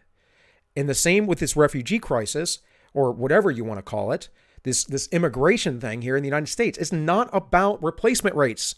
It's not about birth replacement rates. It's not about white replacement. It's about power, and it's about getting people into the plans of the UN, the one world government, and that is everyone in a city where we can control them. Start looking at what Klaus Schwab talks about in his World Economic Forum. Those are all in line with the UN plans, folks. This is what's going on. The White House defended the move. He wanted to eliminate any lingering doubt from any refugee across the world that the United States wasn't a country that would welcome refugees in to apply. Under the Biden-Harris administration. Oh, don't worry, Jen. The message is... All right, guys, real quick. Sorry to stop that, but just not driving, smiley face from Val and the entropy. Thank you, Val, once again. We appreciate it. It's always helpful. I don't have anybody over on DLive today, I don't think. But hey, whatever. That's how it goes. All right, let's get back to the video. Is clear. There is no doubt. America is wide open. And we have no reason to believe the numbers won't grow even more. Because just last month, the White House announced they're considering an entirely new category of refugees. Climate refugees. Refugees used to have to be... Climate refugees. Do you understand this? Is not what I just said what is actually going on? They're saying that the climate is too harsh in these areas that people have lived in for thousands of years. Therefore, we must bring them in to our great cities. Be fleeing war or persecution. Now they need only be fleeing the weather. We would be the first country to do so on the planet to make this designation. Well, I guess another global ceiling for us to break. Jake Sullivan, the National Security... We would be the first nation to do it because we are the leaders of the UN, at least for now. Not that we're actually the leaders of the UN. It's all those, circles within circles within circles that we talked about the other day when I played the Carol Quigley video. Security advisor is now charged with delivering a report on the topic in August. Stay tuned. I smell yet another executive order. And who better to do it than Jake, formerly of the Yale Center for the Study of Globalization. But he's not just a globalist Yaley. He grew up in Minneapolis, Minnesota. More on why that matters in a moment. You see, this refugee increase, like everything else Biden and company have done. Sam, you're in are you in Australia, New Zealand? I forget. I think you've told me before, but I don't recall. So yeah, Shelley, that does not surprise me that the Chinese paying big bucks for land. Yeah, they've been doing that for a long time. They've set up a lot of banks here, a lot of industry. They've been doing it all over the world. China is going to be the world leader. I hope I'm wrong about this, guys. I really do. I don't want to be right about such a prediction, but it is within their plans. The UN is very cozy with them, covers up a lot for them. We saw this, of course, with Wuhan and the WHO. I say this all the time. I'm repeating myself, but it needs repeating because you guys need to understand how this works. Europe, Spain. Oh, okay. Spain's lovely, man. I haven't been there in forever, not since the military, but really like Spain. Don't like all their socialism, but, they did live under a fascist state for 70 some odd years, or whatever it was, until the 1970s. When was it, 30 years after the Spanish Civil War? 30 some odd years. And they really, really like socialism from what I understand. So, Sam, are you a citizen of the U.S., England, or are you just you native Spanish? And all the AC you ever dream of here. All right, I'm gonna play the video, There's a craven guys. cave to the anti-American open borders left. Their base freaked out 2 weeks ago when, in light of the border crisis that they wouldn't admit, the White House initially planned to keep the refugee number set by the Trump administration. Orange man good? Sonny Jim, Franco wasn't a fascist. Maybe not, but he said he was. Ah, you're Irish. Okay. Cool. Yeah, Franco certainly seemed to believe he was a fascist, but, are we going to split hairs on what fascism is and isn't, and communism is and isn't, and socialism is and isn't, or we just know that they're totalitarian ideologies? That's the important thing with centralized planning and control. I think that's the important thing. On the heels of the rise of ISIS and the migrant invasion of borderless Europe, remember that? President Trump put a ban on refugees from certain countries and sharp cuts to overall refugee admission. Seems sensible to me, right? America first. But those days are gone. So 2020. Common sense, once again, crushed by sheer ideology. As we know, the White House has gone full-on globalist, not just on borders and refugees, but even on, get this, taxes. The White House also just announced they're seeking a global minimum tax to pay for their endless domestic spending. This is Council of Economic Advisors Chair and Harvard University lifer Cecilia Rouse defending the tax. Internationally, we don't want to be disadvantaged. So he's also working with other countries so that we have a minimum tax internationally so that there's not a race to the bottom. Harvard grads, they love fancy phrases like race to the bottom. Now, when I think of race to the bottom, I think of my Minnesota Vikings and what they do every year in the NFC North. Okay, as a recovering Harvard grad myself, though, Harvard man, allow me to translate. She means we can't allow countries to lower their tax rates to entice business. We all must pay more. Right, because if other nations lower taxes, then the taxes going up here will drive people to those other nations, plain and simple.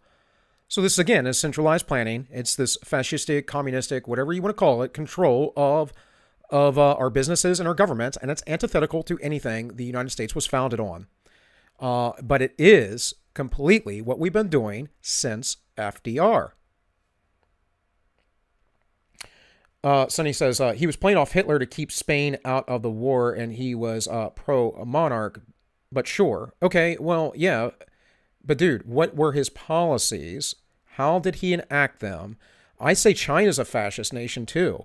They call themselves communists. So again, what are we splitting hairs about? Not trying to get into it with you, Sonny. I'm not trying to give you a hard time. I'm just saying. Franco went under the label of fascism. The communists were the ones who were fighting them. That was the Spanish Civil War. You can read about this if you want from an English account, if you want to read Orwell's stuff, because he was there, got shot in the neck, had to escape. All kinds of crazy stuff there. But, you know, guys, I don't care what you want to call it. Totalitarianism is totalitarianism. It isn't the principles that I was just showing you over here, here with Bastiat. It has nothing to do with that. It has to do with power. Power and control. And power corrupts, guys. Power makes everything corrupted. The global system will be fed. Not to mention the globalist climate scheme this White House is obsessed with. We all laughed and then we cried, watching masked up Joe Biden attempt to convince communist China to give up emissions over a Zoom call. Maybe he was just trying to show solidarity. Yeah. Why is Joe Biden the only douche wearing a mask? Even Trudeau up there in the corner, even Trudeau right here, is not wearing a mask. With the residents of Beijing, who wear masks every day to deal with smog. Because, well, we're like, the world is going to end in 12 years if we don't address climate change. And your biggest issue is... Your biggest issue is how are we going to pay for it? And like, this is the war. This is our World War II. Like. Yes, the adventures of bartending, or a bartender, that is, in Congress. And she will never leave, folks. She will never leave. She will be voted into office the rest of her life. I promise you, and we'll probably run for president here in about 15 years. Maybe sooner. This is World War II. That was 2 years ago. We now only have 10 years left. Enjoy the roaring 20s because the dead 30s are coming.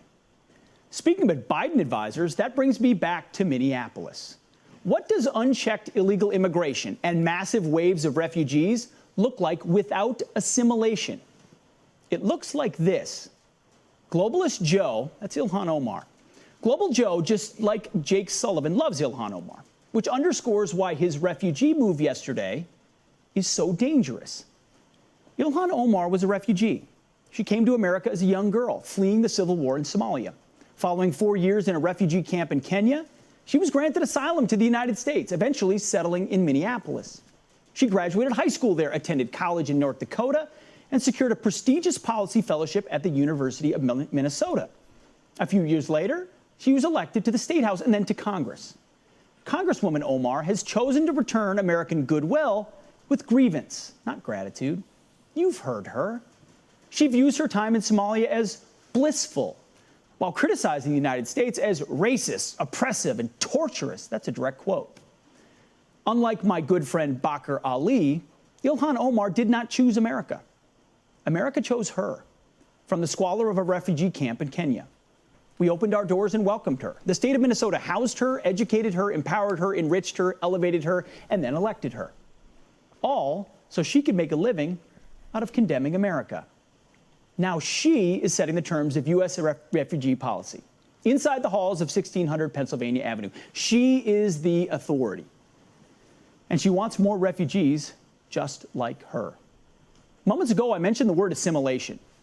Shh, don't say that word too loud. You're not supposed to say that word anymore.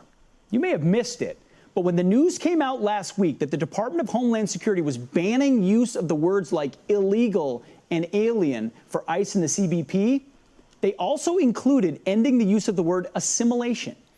Now, this is important, guys, because I had been, over the last few days, reading to you the farewell address of George Washington. And if you weren't aware, the founding fathers or the early Americans were very weary of bringing in foreign influences. Because, and I don't mean like ties like China or whatever, I mean like Germans. Like they were weary about letting Germans in because Germans had a different philosophy than Americans. Later on, it was Italians, right? Or Slavs. Now, most of the Slavs that came over back in the day, they went to the Midwest immediately. The Germans settled in areas like my area where the Scot-Irish and all that have settled here in Appalachia. But Washington specifically said that we have a common people with a common core with very little difference that is held together. And we must balkanize because we don't have that anymore. And we're not even allowed to operate. We sort of are, but we're not really allowed to operate as the independent states, that is nations, that we are. I live in West Virginia. This is an independent nation, part of a greater federation. The state doesn't have its own military forces because we allow that to be done by the federal government. But otherwise, I'm in a country of my own. And yeah, we have open borders here within our own country, but that's because of that federated government again. What are they trying to do? What are they trying to do? Well, again, they're trying to get these people to cities. They're trying to kind of sort of depopulate those parts of the earth, the world. And this creates, again, because they don't assimilate, it creates a lot of tension, which is why we are necessarily going to have to balkanize.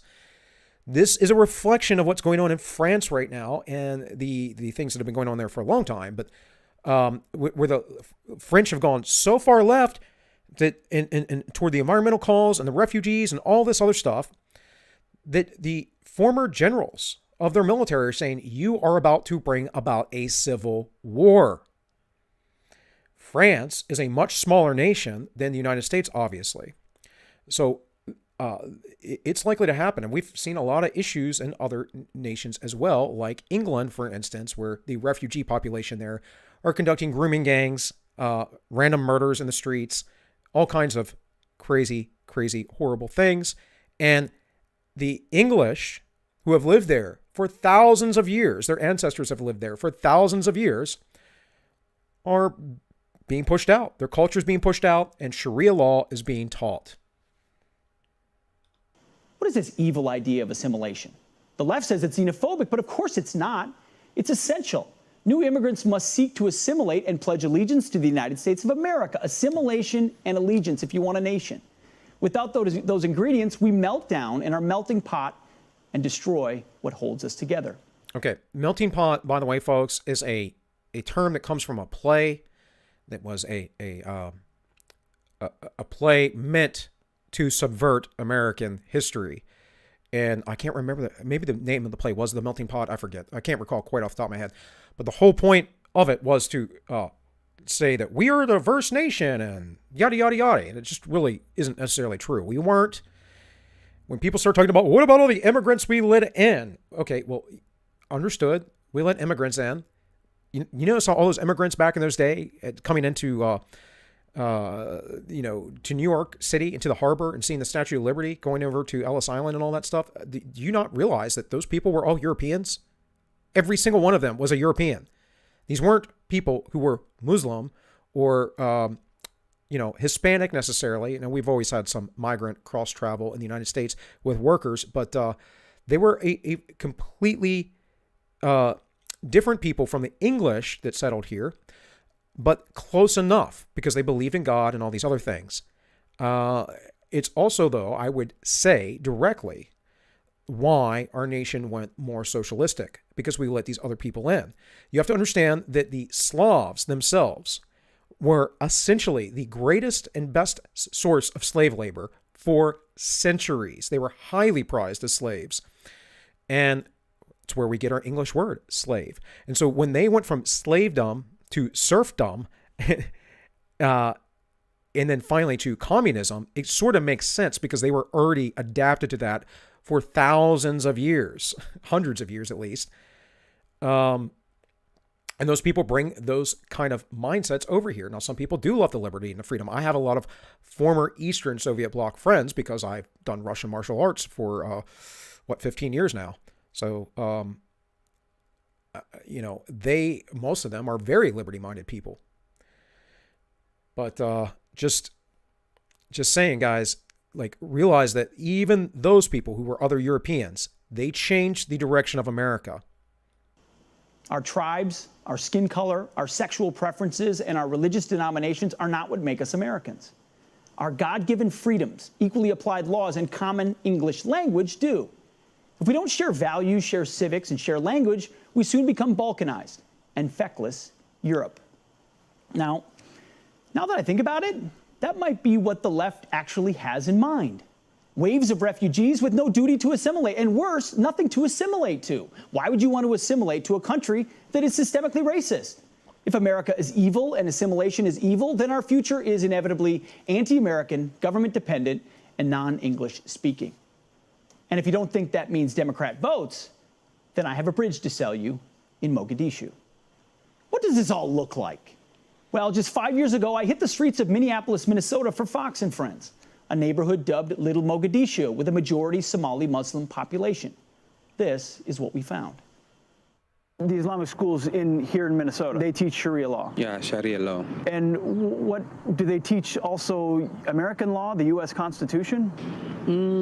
Actually, I have no idea about that one.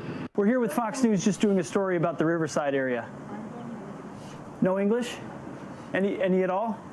No? Just wanted to see if I could ask you a couple quick questions. No English. Would you be willing to chat with us? No, speak language. No English? No English. This was not the exception. Truth is, Ilhan Omar's Minnesota is a preview of what the White House wants for a city near you. So, look, the no English thing is pretty common in any big city. So, because big cities are where immigrants generally come to. They'll come to smaller towns, of course, but the big cities, the port, it's easier to get in. They have the big international airports, right? And it's where they stay. And then you can often find other people that immigrated that are similar in your community. And then you create off and break off your own little slice of your own little, tradition from the old world. You bring it with you. Aren't you trying to escape it? But that's what they do, right? We know this. This is very common. This is how ghettos and all that stuff come about, because people isolate themselves. They don't assimilate. They don't become part of the culture. What typically happens is within 2 to 3 generations, they're assimilated, but not when they operate this way. Not when we're talking about Somali refugees or whatever, or let's look at, the Chinese are notorious for this all around the world. There's a Chinatown in practically every city all around the world, guys. They don't assimilate. They also, though, they're not highly, I would say, influential within our culture. And someone like Ilhan Omar is. Just look at old Europe, which already has it. Europe decided long ago to open its borders, not demand assimilation or allegiance from new arrivals, and gut their militaries to pay for their welfare states. It was a perfect recipe for division, dependency, and decline. It's what Global Joe wants here. And led along by Ilhan Omar and Comrade Cortez, he's doing it. Hey, Sean Hannity here. Yeah, whatever. Hannity, you suck. Anyways, guys, I don't watch Fox News ever anymore. On occasion, I might watch Tucker, but I did find that video interesting. I want to cover sticks here, and then we'll get into heaven and earth, because like I said, I might go another full hour, or at least half hour over the 5 o'clock time. Well, I'm 5 o'clock here. Obviously, I know some of you are watching from other time zones, especially Sam all the way over in Spain. But this was released a few days ago by Styx, and I thought it was a pretty good video. Talking about Keith Olbermann and the things that are being plugged in the mainstream media. Now, we all know these things, but like I said, Styx did a good job of it, and I thought I would play it and, talk about it a little bit, some of the points he brings up.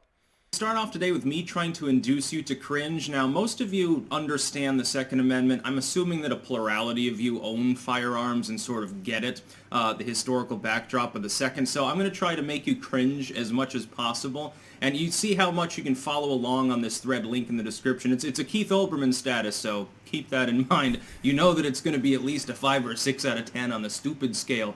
This is about guns, and so if you're pro-gun, I want you to read through this and see how far you get before you shut it off and throw your computer across the room in disgust and disdain for how stupid he and the people there are. The entire thing is filled with insanity. At first I would have thought it was a satire post, like when people pretend to be stupid about something. Then I saw it was Keith Olbermann. I'm like, oh, that explains it. First and foremost, though, if you're watching this video on YouTube, there will be a pinned comment down below with links to 4 other video hosting sites that I use: BitChute, Odyssey, Rumble, and Dailymotion. I put 2 videos a day just on objectively and now transparently abusing content creators. Sources, interesting way to talk about censoring 99.9% of your own creators. But anyway, I'm going to open this up. Now, first and foremost, this was actually a response to the Latino Rifle Association. Their post was this.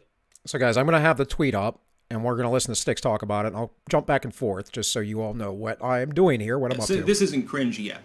Biden's line about deer wearing Kevlar vests is funny because the AR-15 fires a cartridge, 556, that is much less powerful than cartridges used to hunt deer, 308, 65, etc. It's also funny because we don't care. The Second Amendment is about self-defense, not hunting. These are all true statements. The Second Amendment involves the ability to hunt. You can also hunt with a knife, a crossbow, anything else, not just guns. Although arms in the Second Amendment specifically involves all weaponry, all simple weaponry. A lot of people conflate it with just being about guns. That's not the case. Of course, you can use a butter knife as a weapon. It's just about how effective it is. And this is Keith Olbermann's response. Now, every part of this is patently false. It's historically false, it's linguistically false, it's agreed upon to be false actually at the level of the Supreme Court, but Olbermann is a lolberl, so you see he doesn't understand these things. He probably doesn't own a gun because he probably would harm himself if he did. Some people shouldn't own guns. Now the founders would have said, well, this is the town dunce, this is the jester of the town. We probably want to keep the sharp objects away from him because they might become a problem. The Second Amendment, he says, this is his claim, so this is cringe at this point. The Second Amendment is about state militias, not personal ownership of guns. The word own doesn't even appear in it, nor does any synonym for own. Now, Olbermann supposedly is a wordsmith. Wouldn't you understand? At the very least, that part has to be disingenuous. He can't possibly think the term keep and bear doesn't relate to the ownership of those arms. That's literally what it means. It is a synonym. I don't know even what he's talking about. So that was eye-poppingly stupid. The first part is a common misconception. They see the word militia and they think they're talking about militaries or a state guard or something. The problem is that when the Second Amendment was written, 2 things are very important here. Firstly, the term regulars was used for state troops. If it was a standing army, like a professional army like we have today, a military force, taxpayer funded, centrally administered with ranks and so forth, that would have been termed the regulars. It's like when Paul Revere was riding around like an insane man, he wasn't shouting the British were coming because he was a British subject at the time. He was shouting the regulars were coming. This is something you learned if you took AP U.S. history, probably not if you didn't. Anyway, the terminology, militia in that time specifically, was a civilian force. It was a force, a group of people with arms, sometimes centrally held in an armory, which became a problem at Lexington and Concord specifically, or individually, like a community able to muster a fighting force at a moment's notice, the Minutemen sort of thing. This was specifically separate from a military. The other part is, what else do we know about when this was specifically written? There was no military at the time. The United States, even if you Consider its inception prior to even gaining full sovereignty from Britain, didn't have a professional military. It had pirates and privateers and partisan soldiers and a bunch of farmers and shit, and they were led loosely by a gaggle of individuals who did have combat experience, specifically under the British in many cases, or sometimes I believe the Germans, Prussia at the time or something. Those were the people fighting in the Revolution. There was no U.S. military. That wasn't incepted until later. You can kind of make the argument that its naval force was centrally administered prior to the Constitution. You can sort, I mean, they did commission ships and stuff. You can kind of make that. But it wasn't. Jefferson's the one who solidified the Navy in the U.S. with the Barbary Pirate Wars. So, guys, you kind of get where Sticks is going here, and I want to kind of go to the same thing. Real quick, get to the chat here, because Bonnie was talking, or Shelley was talking about Tucker being, Dr. Shiva being skeptical of him. I don't really know about Tucker. I do know people that know Tucker that have met him. I don't know about Tucker personally. I think he talks about the elite openly, and he exposes things that most media stays away from, which is what I said in the chat. But Val saying, I think Tucker said something about Shiva not in the best light one time, and Shiva took it personally, if I remember it correctly. Probably. And that's how these things go often, is people get petty over silly issues. But yeah, let's look at this tweet. He says the Second Amendment is about state militias, not personal ownership of guns. The word own does not appear. Okay. What does bear mean? As Sticks puts that out. You have the right to bear arms. Does that not imply ownership? A well-regulated militia. Well, what's a militia? He said rebranded as the Police and National Guard, which they are not. An organization that would ostensibly know about firearms. That statement is beyond asinine. There's more to a weapon's lethality than power. Otherwise, our troops would be invading sovereign countries with hunting rifles instead of M16s. That's idiotic. Absolutely idiotic. I use a 300 Blackout.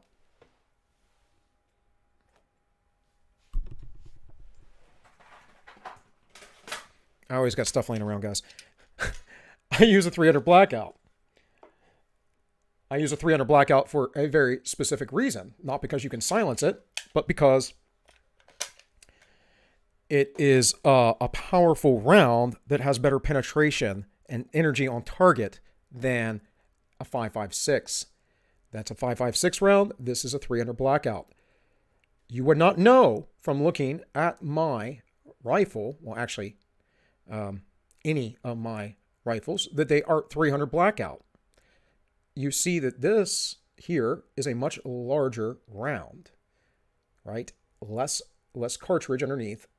The round is much larger, has a lot more energy on impact compared to this little tiny thing, which you can really, as far as wild animals go, hunt small game like groundhogs.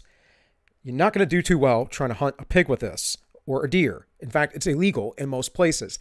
This argument just made is idiotic. If he knew anything, like the original poster said here about hunting deer with a 308 or a 6.5 Creedmoor, that's important.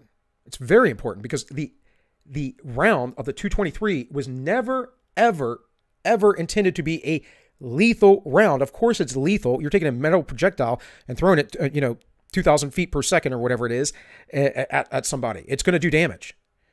But this was never intended to be the weapon that killed all.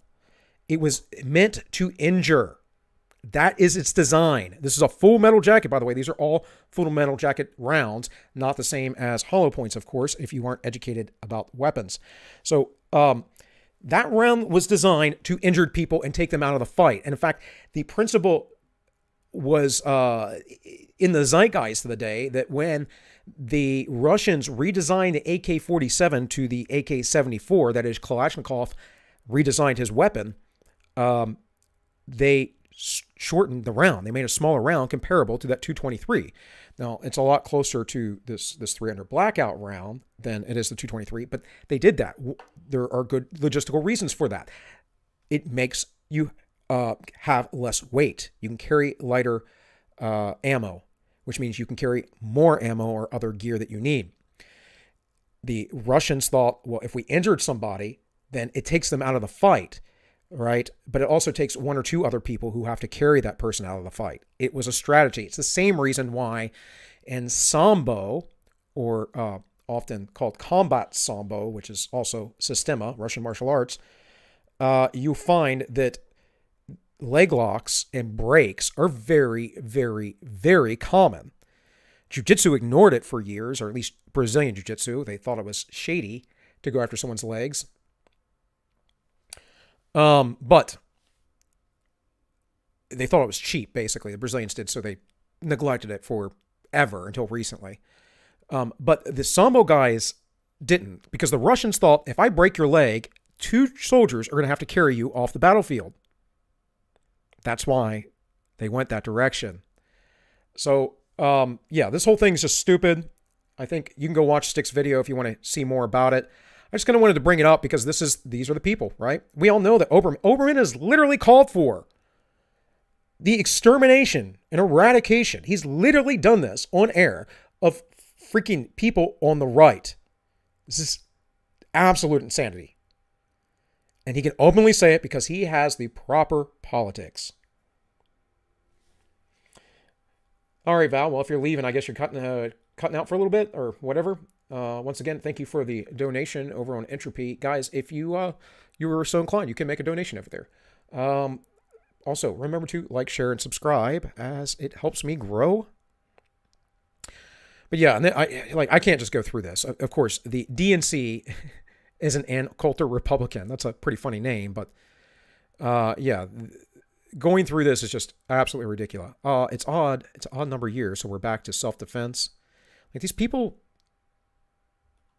ignore these basic rights that we were just talking about earlier, right? Over here from Bastiat. The basic right of life, liberty, and property. They ignore it. They don't believe in it. They think that they own you. You're a slave to them. You're debt cattle. You are just someone who works in order to basically provide the money for their desires. It's really, really quite sick, folks. I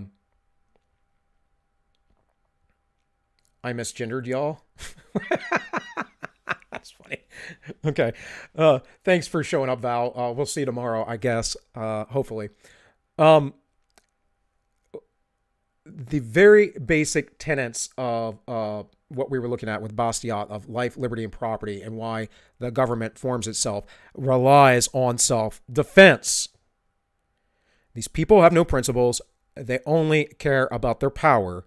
And that, my friends, is a scary, scary thing. Because when someone only cares about power, they will do all and everything to get it. That is why I use the name, the ends justify the memes, because obviously it's a pun, it's a play on word, because that's how these people think. The means, it's not the process, it is the end. It is the end result. So if you're moral people, you're concerned with the process and the end result. If you're immoral people, I can promise you the end result is all that matters. So anyways, I'm going to scroll down here, get where we were with this. I will read more of this tomorrow, guys. Because like I said, today, when I started, this is kind of a grab bag type stream. I don't have another one to do later on, so I figured I'd stay on here with you guys for a while. And again, a big part of my mission is educating you all. And, my education is not perfect on everything, but I know where I can go to get such resources. And as Shelley said earlier, I need to start reading, not me, her. And exactly. You do need to read these things, and you do need to educate yourself. And these are the things that we have to teach our children in the future in order to maintain our liberty. Because as I mentioned last week, we will lose, no matter what we build, we will lose it in the end. If we do not teach our children correctly, if we do not keep them on the right path, and if we do not instill the basic values of Christianity. And I mean that. And even if you're not a religious person, of at least the psychological, metaphorical values there. I think when you do that, though, when you take God out of it, you defang it a little bit. You do absolutely defang it. So I'm not a fan of that, but I'm not here to proselytize to anybody. You have to come to God on your own. I will help you get there, if you came to me for advice, or if you asked me about spiritual questions that I might have an answer to, sure, I would help you out. But as far as your salvation, that is between you and God. And I would like you to be in the kingdom, but not my decision. It's yours. So let's get back to this. I backed it up just a little bit, but we were talking about Karl Marx when we left off, and they start talking about how smart Marx was, which I'm like, why? No, he's not. But anyways, that's just me, guys. That's just me. And this great genius for theoretics, where other people saw a meaning, Marx could see a meaning within a meaning, behind a meaning, and then a bigger meaning. And his colleagues would just look at him awestruck and say, this is our great genius who can figure it all out.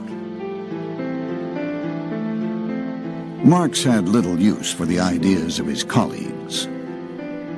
But one of Engels' articles caught his eye. The two men began corresponding, and in the summer of 1844 they arranged to meet in Paris. It was the beginning of one of the most intellectually fruitful partnerships in history. Marx was the prophet. His personality and his nature made him a flamboyant and charismatic figure, and Engels was very willing to defer to that. But Engels' early work and early research really provides much of the foundation upon which Marxism is later built. And Engels, of course, also supports Marx not only through his research, but financially and psychologically. And so without Engels, in any number of ways, Marxism would never have come to be. In January 1848, students and workers took to the streets of Palermo. By February, the revolt had spread to Paris. Soon, nearly 50 uprisings engulfed the European continent from Russia to the English Channel. Marx and Engels rushed home to Germany to join the barricades. They had just finished writing a platform for a workers' organization based in London. The pamphlet would become known as the Communist Manifesto. The manifesto's timing would forever link it to revolution, adding to its mystique. Viva la revolution! Soon the world would learn the central premise of Marxism, that the history of all hitherto existing society is the history of class struggles. Yeah, no. I mean, to some degree, but no. Anyway, Sam says, meanings within meaning behind meaning. And we thought he could figure it all out. Sounds like a charismatic sophistry. And well, he is. I'm not a great scholar on Marx or anything like that, folks, but my readings of Marx, basically, I see a guy who's parroting ideas of the day that he agreed with because he hated God. Like, have you ever read Marx poetry? I have, on here. In some old episodes. We talked about Marx hating God and wanting to destroy God and all of society. He's written this in his poetry. This was before, of course, he was the renowned communist that figured everything out by taking the entire world backward to a primitive society. I personally disdain Marx and think he's an idiot, but, you know, I guess he's a genius because everyone says he is. Extracting meaning to the point where there can be no objective counter argument. Yeah, well, that's what they do, right? And see, the Frankfurt School and the postmodernists later on, they all figured this out. They're like, well, wait. Marx was dumb. This didn't work. Wait, he was completely wrong. He didn't even know how to understand how basic economics work and means of exchange. He was completely wrong in everything he said, except for the idea that there is a class struggle. There was always a class struggle, of course. There's always going to be struggle because there's always differences with people. The scriptures tell me, Christ told me that remember the poor because they'll always be with you, which tells me communism can never be implemented in the way in which they believe it will be. That is the utopia. Of course, I don't believe in utopias anyways. The word means nowhere. For Marx and Engels, the heart of the system of capitalism was exploitation. As they saw it, the workers were the ones who were creating the things that were coming out of the factories, but the capitalists were the ones who were keeping most of the profits. What they talked about was the means of production, the Marxist term for the machinery, the factories, and this was terribly unjust. And the only way to rectify it was for the workers to get together and take the factories away from the capitalists so that... So, of course, I mentioned this yesterday, I believe, but the people that ran the factories own them. They own the production. They own all of the equipment, all the materials. What right do you have to their property? You know, I was on a Sniper's stream last Thursday because he couldn't stream Friday night. And so he did one on Thursday. And I went over there eventually, about an hour in or something like that. I forget. And we talked, and the guys were kind of kidding me, right? They were joking about me not being unemployed, and I am unemployed for various reasons. You know, I could be employed. I don't know that me being outside of the home 8 hours a day is the best thing for me and the family right now, though. Or 8 hours plus a day. I know when I was working at the hospital, my wife never saw me. So there is those things, right? But oh crap, I lost my train of thought. Sorry, guys. What was I saying there about? Oh, them teasing me about not having a job. And I was like, well, you know, when the only skills you have, the main skills you have in the market are philosophical, religious, like classical liberal education, or, you know, beating people up and shooting them and martial arts and that kind of stuff. Those are your skill sets. There's not a lot of options. And so I'm leaning toward the one. But even though I'm relying on my wife right now, and she's going to be in this career, guys, because it's a passion of hers, this animal advocacy stuff that she does. But my wife is going to be in that career. But I brought a house to the relationship, right? I brought furniture. I'm established. I've been established for quite a while on my own. So you have to think about that. Think about those trade-offs and those things. And so I had now, because I own my house long before I met my wife, provided something for her. And of course, I do other things around the house. I cook. I do most of the cooking because I like to cook. It's one of my ways of being artistic, but it's part of my artistic expression. And of course, I help clean some things. I'm not a super scrubber, but yeah, there's always a trade-off. There's always someone brings something to the table and someone else gets it. And we have to understand that this is how life works, that there's always trade-offs with everything, with time, with money, with whatever we are doing. And in working for somebody, they might take advantage of you. But again, where were you going to work otherwise? Who brought what to the table? You brought your labor, and they brought everything else. They brought the factory. They brought the materials. They brought the machines. And they pay you. So to me, this is all just a big lack of gratitude and understanding. Oh, Shelly said I can ignore her ramblings. Okay, well, whatever. You guys can talk in the chat amongst yourselves, of course, as always. And let me remind those of you who might have joined later, I don't know who all's here, that there is an entry if you are so inclined to donate. And I do have a subscribe star. Again, all that just to be helpful, you know, secondary income, whatever. Even if it's just a few bucks, guys, it is helpful. Somehow Marxists can describe workers in the same way you describe a tool. Yeah, Sam, that's right. And still believe the creative force stems from the worker and not from the one guiding them. Very good point. And that's the other thing, is the leadership issue. You will hear this from professors who are Marxists, who are just as stupid as Marx himself. And they'll go, well, yeah, in a factory, in a Marxist system, we could just switch jobs. And one day you're the foreman, and the next day you're this, and the next day you're that. And it's like, have you ever had a real job in your life? Have you ever worked? Because a lot of people are stupid, and no, they're not going to be good foremen. They're not responsible. They're just not there. And there are jobs for people like that, you know, and there's nothing wrong with, you know, doing certain jobs if that's your capability. If you're a janitor, it might be because you don't have a lot of skills, but you know what? Someone needs to do that job.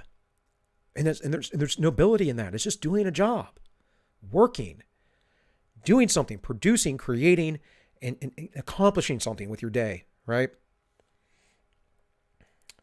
Not that far off topic, Shelley. Just don't have much. Okay. All right, I'm going to keep this plan.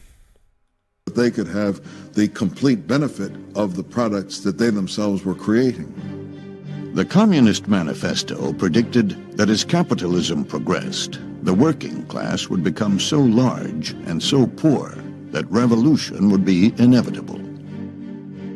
The result, socialism, a new workers' state where people contributed according to their ability and received according to their need. Which, again, is a failure to understand human nature. No one operates this way. When there is abundance, guess what happens? We get lazy and fat. Look at the Western world, especially the United States. Now, most of those lazy fat people live in the countryside. That's just their truth. Every time I go down into one of the cities around here, like DC or Baltimore, I get amazed the closer I get how skinny people get compared to like where I live. Now, also, though, where I live, this area, this geographic area between Hagerstown and Martinsburg, West Virginia, has been in like the top 10 fattest places in the U.S. many a times in the past, USA Today and elsewhere. So there's that. But still, people get wealthy and they tend to get obese and overweight because they overconsume. This whole concept of environmentalism is based on overconsumption. If Marx was right about things, if he was right about the human soul, the psyche,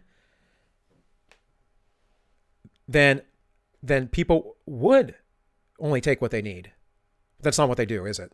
And in fact, what happens is as communism builds up, you get, and there's no property rights, you get the tragedy of the commons. And what is that? Well, that is when things are public to everybody, they are overused and abused easily because no one has true responsibility for them.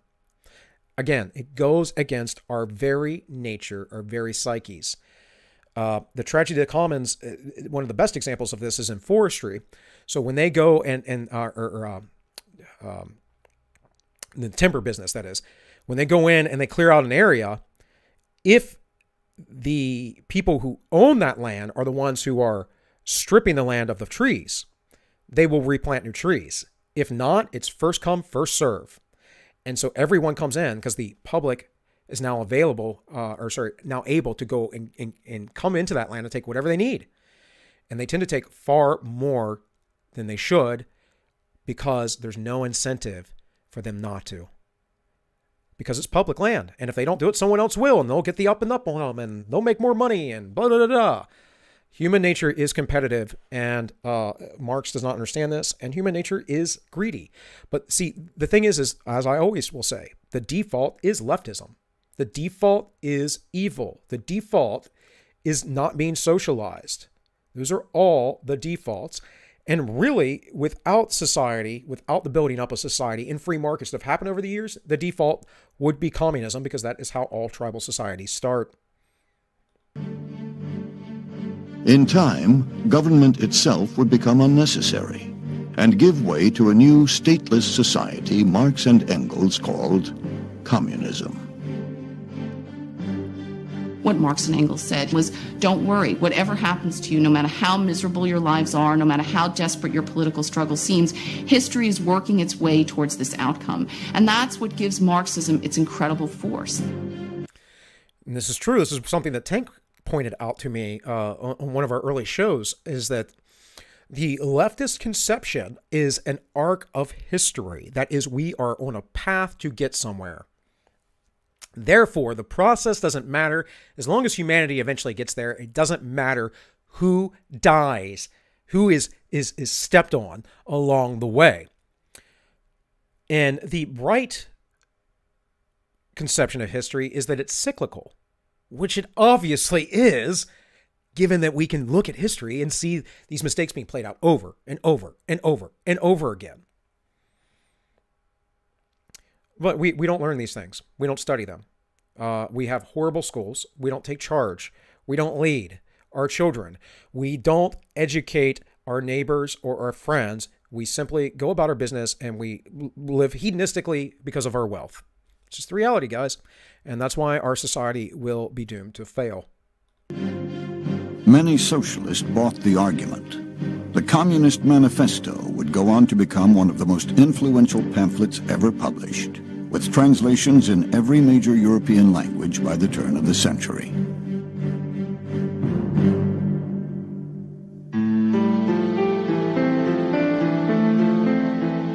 But the manifesto was just a summary. Marx soon set to work on a volume that would lay out a comprehensive theory of socialism. In 1851, Marx wrote to Engels that he hoped to finish it in 5 weeks. But 5 weeks grew into 5 years, and then another and another 5. All the while, Marx depended almost... Some genius. 15 years, some genius. And I don't think it's going to get into it, but Marx was a nasty dude, man. He had he was having an affair with one of his maids or something like that. I forget who it was, but someone who worked in his home. By the way, folks, he was part of the bourgeois. He never worked a day in his life. His father paid all of his bills and his debts. I think most of what he written was Engels, because it just said 5 years, 5 years, and 5 years. 15 years to get Das Kapital out. Come on. But yeah, he had an affair with a maid or something in his home and had an illegitimate son that he treated like a servant. Never acknowledged him as his son. Just horrible, despicable things. He is not someone to be admired. And I know we can talk about, I could say his ideas are all right and he's a good person, but there's nothing in his life that shows me, the little bit I know about Marx, that he, in any way, shape, or form, had any guiding morality. He was an atheist. He was originally Jewish, or his family was, who converted to Christianity, and he left that and was an atheist. And he writes in his poetry, specifically, that he wants to destroy every vestige of the idea of God. He said specifically that religion was the opium of the masses, and what he meant by that was specifically that, not so much that religion was terrible, but without that religious thread to basically medicate people, society would fall apart. He was lecherous, lazy, and disconnected from real life of working people. That's 100%, Shelley, 100%. So I'm just saying, every time you hear someone praise Marx, start really thinking about who he was, because he's not someone to be praised in any way, shape, or form. Just like the leftists in the streets today are all horrible people. And I mean that. I truly mean that. And I do judge, and I will judge in righteousness how those people behave. They are not good people. Almost entirely on Engels for financial support. The one time Marx went out and got an actual job was as a correspondent for the New York Tribune newspaper. But he didn't speak English, and so he couldn't write the articles himself. Engels did speak English, and he got Engels to ghostwrite the articles for a number of years until he got his own English up to a level where he could write some himself. It took Marx nearly 20 years to finish his masterwork. In 1867, the first volume of Das Kapital was finally complete, with more volumes promised. The book would soon be hailed as a breakthrough in political and economic thought. In the scientific tenor of the time, after all, we have to understand that we're talking about the 19th century here, Marx had accomplished, at least in the mind of many socialists, what Darwin had accomplished for biology. He had laid bare the development of economic laws. Darwin is another false idol, guys. That is not, his writings were not, most of what he wrote, I'll put it this way, was from his grandfather's writings, Erasmus. I believe he wrote a book called Zoonomia. He took most of Erasmus's words and made him his own. And same thing, he hated God, wanted to destroy the idea of God.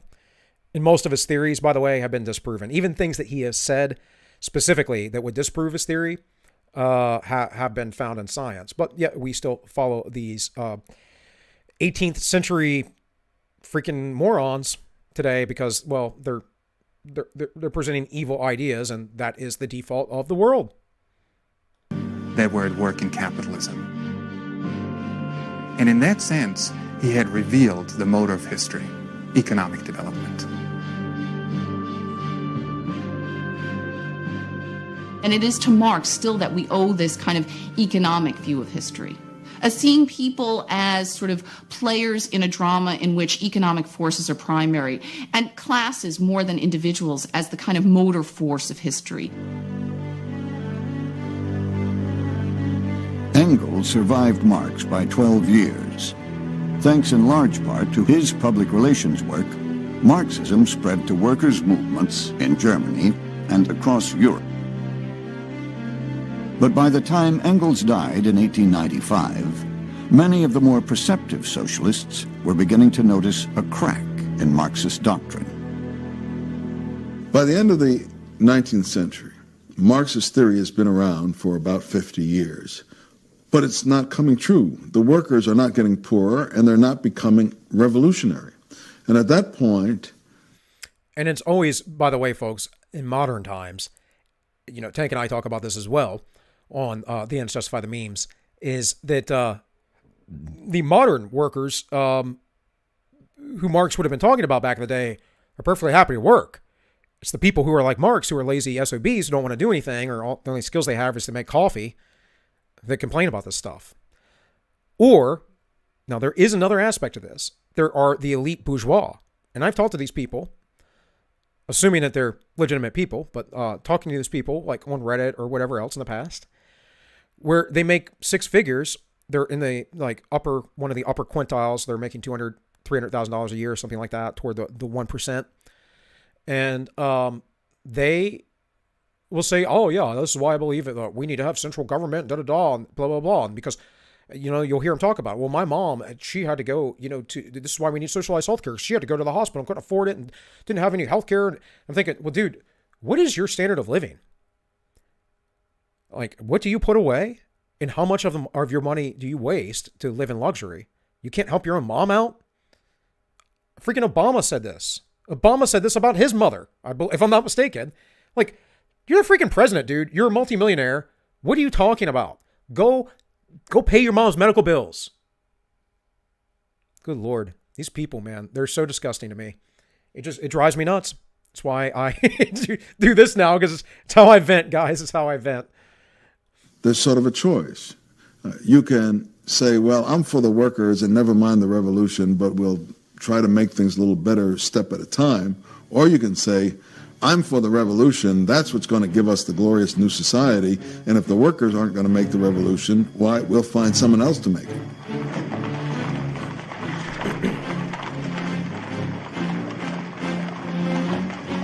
As the 19th century drew to a close, two very different men would step up to make the case for each of these options. It would rupture the movement in two.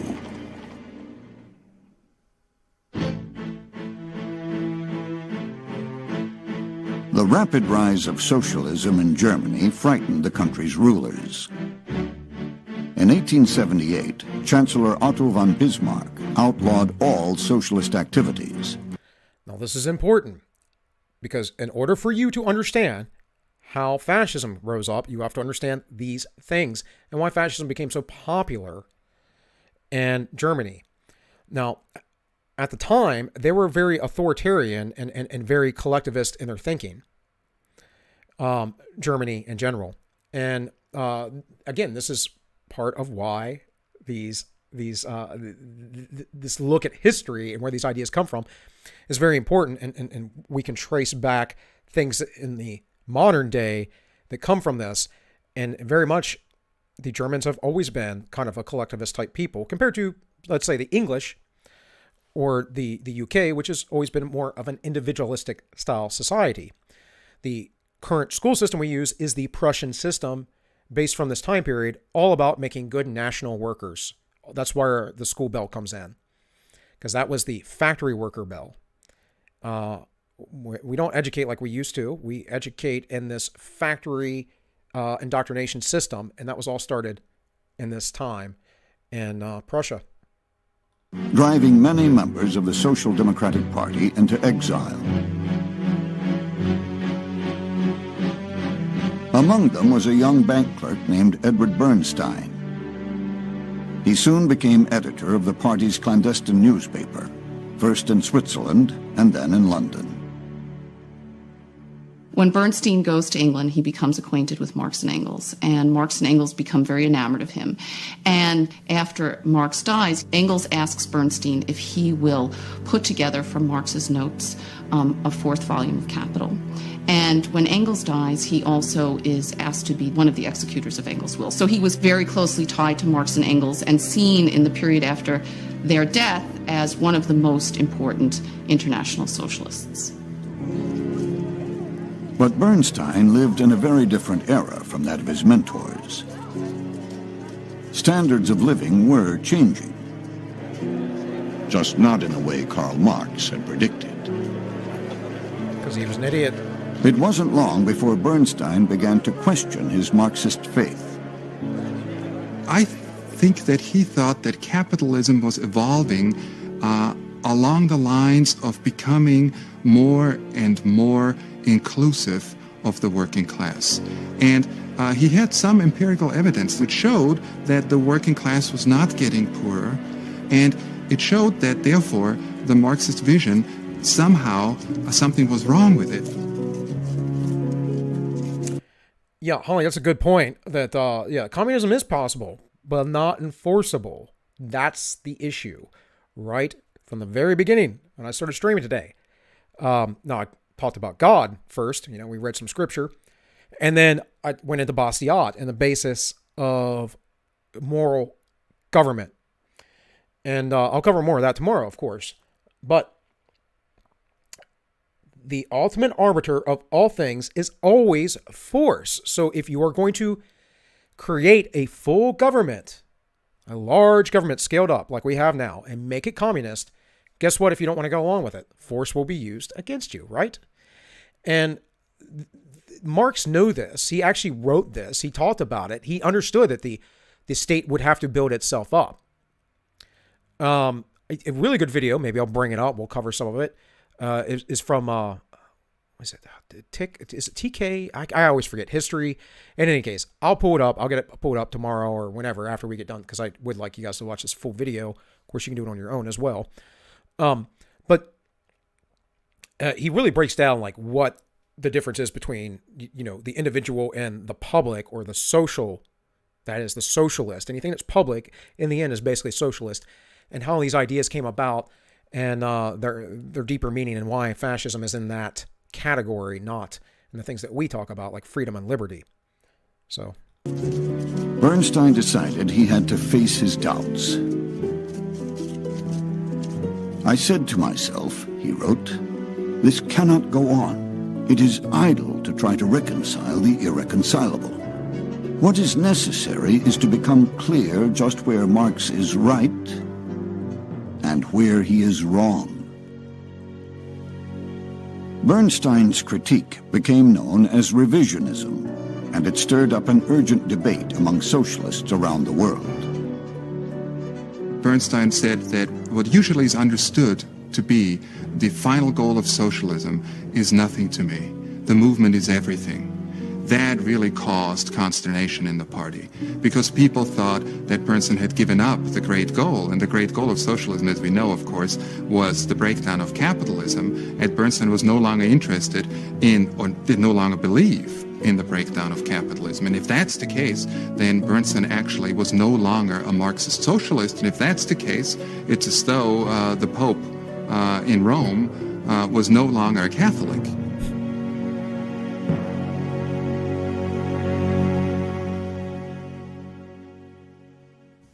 Thousands of miles away, a 29-year-old Siberian exile was carefully following the debate.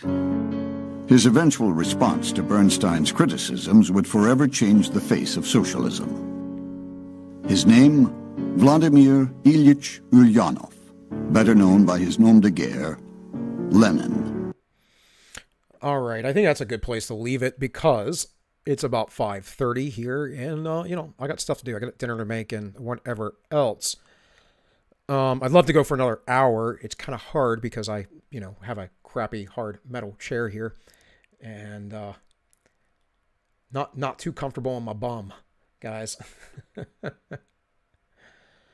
So I think tomorrow, again, we'll cover some more of this. We're going to cover a little bit more Bastiat. We'll talk about whatever I have in store, because who knows? Things come to mind. We got 24 hours, guys. Well, not quite, because I've been streaming for 2.5 hours, but we got 21.5 hours before I'm streaming again, and I'm going to have something there. You gained a sub. That's my sister. All right. I don't know how I get all you ladies on here. I don't really get the... YouTube is not really a lady-friendly place, per se. Or not that it's unfriendly to ladies, but I mean, most of the viewership are men. Let's see. Let me move and shift some stuff around here.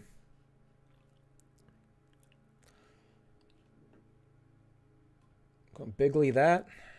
That's my second screen where everything's check on.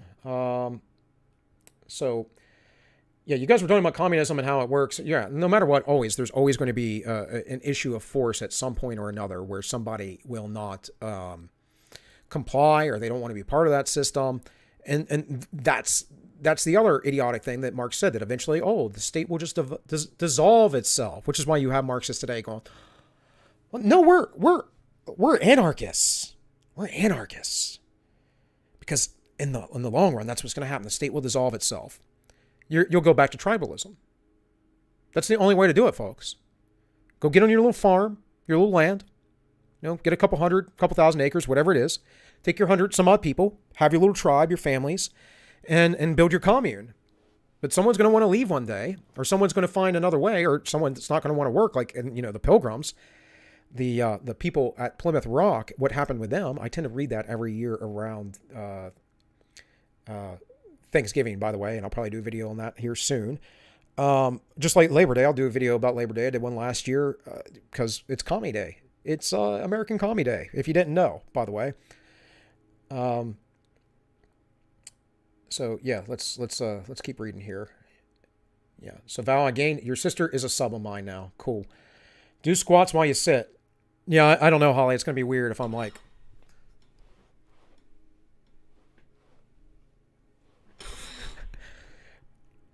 I mean, then that's probably clippable cringe right there. It's a good thing nobody knows this channel exists. This has been fun. Thanks, Bill. Well, I'm glad you think that my nerd stuff is fun. Distinct from a lightly capitalistic community where everyone has to define a useful role and establish an approximate value. As always, enlightening from the great community of CA, women in a tribe are happier and don't suffer midlife crisis. Weird how that is, I guess. Yeah, I would agree. And this is part of the problem. I harp on masculine leadership because, well, we don't have any masculine leaders. There are some, very few. But there needs to be female leadership as well. And males and females kind of, they've always worked together. It's kind of a trope. It's a stupid trope to say that men and women didn't, used to work together. Of course they did. They worked in the fields together all the time. But women had their own little niche in circles. And they compete against each other for men, but there was always one woman who is the alpha female who runs everything. And usually that's the matriarch of the family or the tribe or whatever it might be, however we want to extrapolate that out. And so that woman gives advice and passes down these things to other young women. Holly says, nice eye candy. Well, I'm not everyone's flavor of, or cup of tea, if you would. But yes, I at some point or another have been told that I'm a very attractive man, but that's, whatever. To each their own, because some people find some people very attractive that I'm just like, what? Like, I never got Britney Spears. Just never got it. Meow, meow. Don't start that, Val. You ladies are going to make my wife jealous. Not that you're anywhere near me or anything like that, nor would I ever do anything to violate our oaths together. But, yeah, where was I at? Oh, dang it. See what you guys do. You ladies. You screw me up. Screw me up my entire life. But yeah, guys, tomorrow we'll talk more. Maybe I'll have some other scripture to bring up. I'm not sure. A million and one things, and I'm always thinking about stuff and always planning and always creating and always writing and always doing stuff. You should see the stack of journals that I have or my books that have notes all throughout them. It's just how I am. I am always switched on, more or less, which is also why I like my beer, because it helps me switch off just a little bit. So in any case, guys, girls, lovely ladies out there, Holly, my soon-to-be new co-host, you might replace Tank. I might just say, Tank, go away. Probably not. I'm actually quite a loyal guy. And I'm heavily married. You're safe, LOL. Well, you're all the way up in Canada, too, which I have no desire to return to anytime soon, nor do I think I could, because, I haven't taken the jab, so that's the way it goes. In any case, guys, so we're going to leave it there. No one else over on Entropy, just Val. No comments on DLive. All right, y'all. Well, I appreciate y'all for sitting with me, watching for 2.5 hours and my musings and ramblings. And hopefully you learned something today. Hopefully you got some food for thought, some direction to go in your explorations in life and fighting the evil that is the left. And again, I really appreciate you guys hanging out here with me. It means a lot. It really does, especially given that I've been doing this for, I don't know, not even a year yet. And even though I don't have a ton of subs, I know I have a loyal group of followers who respect what I'm saying, which means I must be saying something right. And I really do appreciate that. So, guys, with all that said, this has been All Minus One. If you didn't know, I'm Bill. And I wish you all well.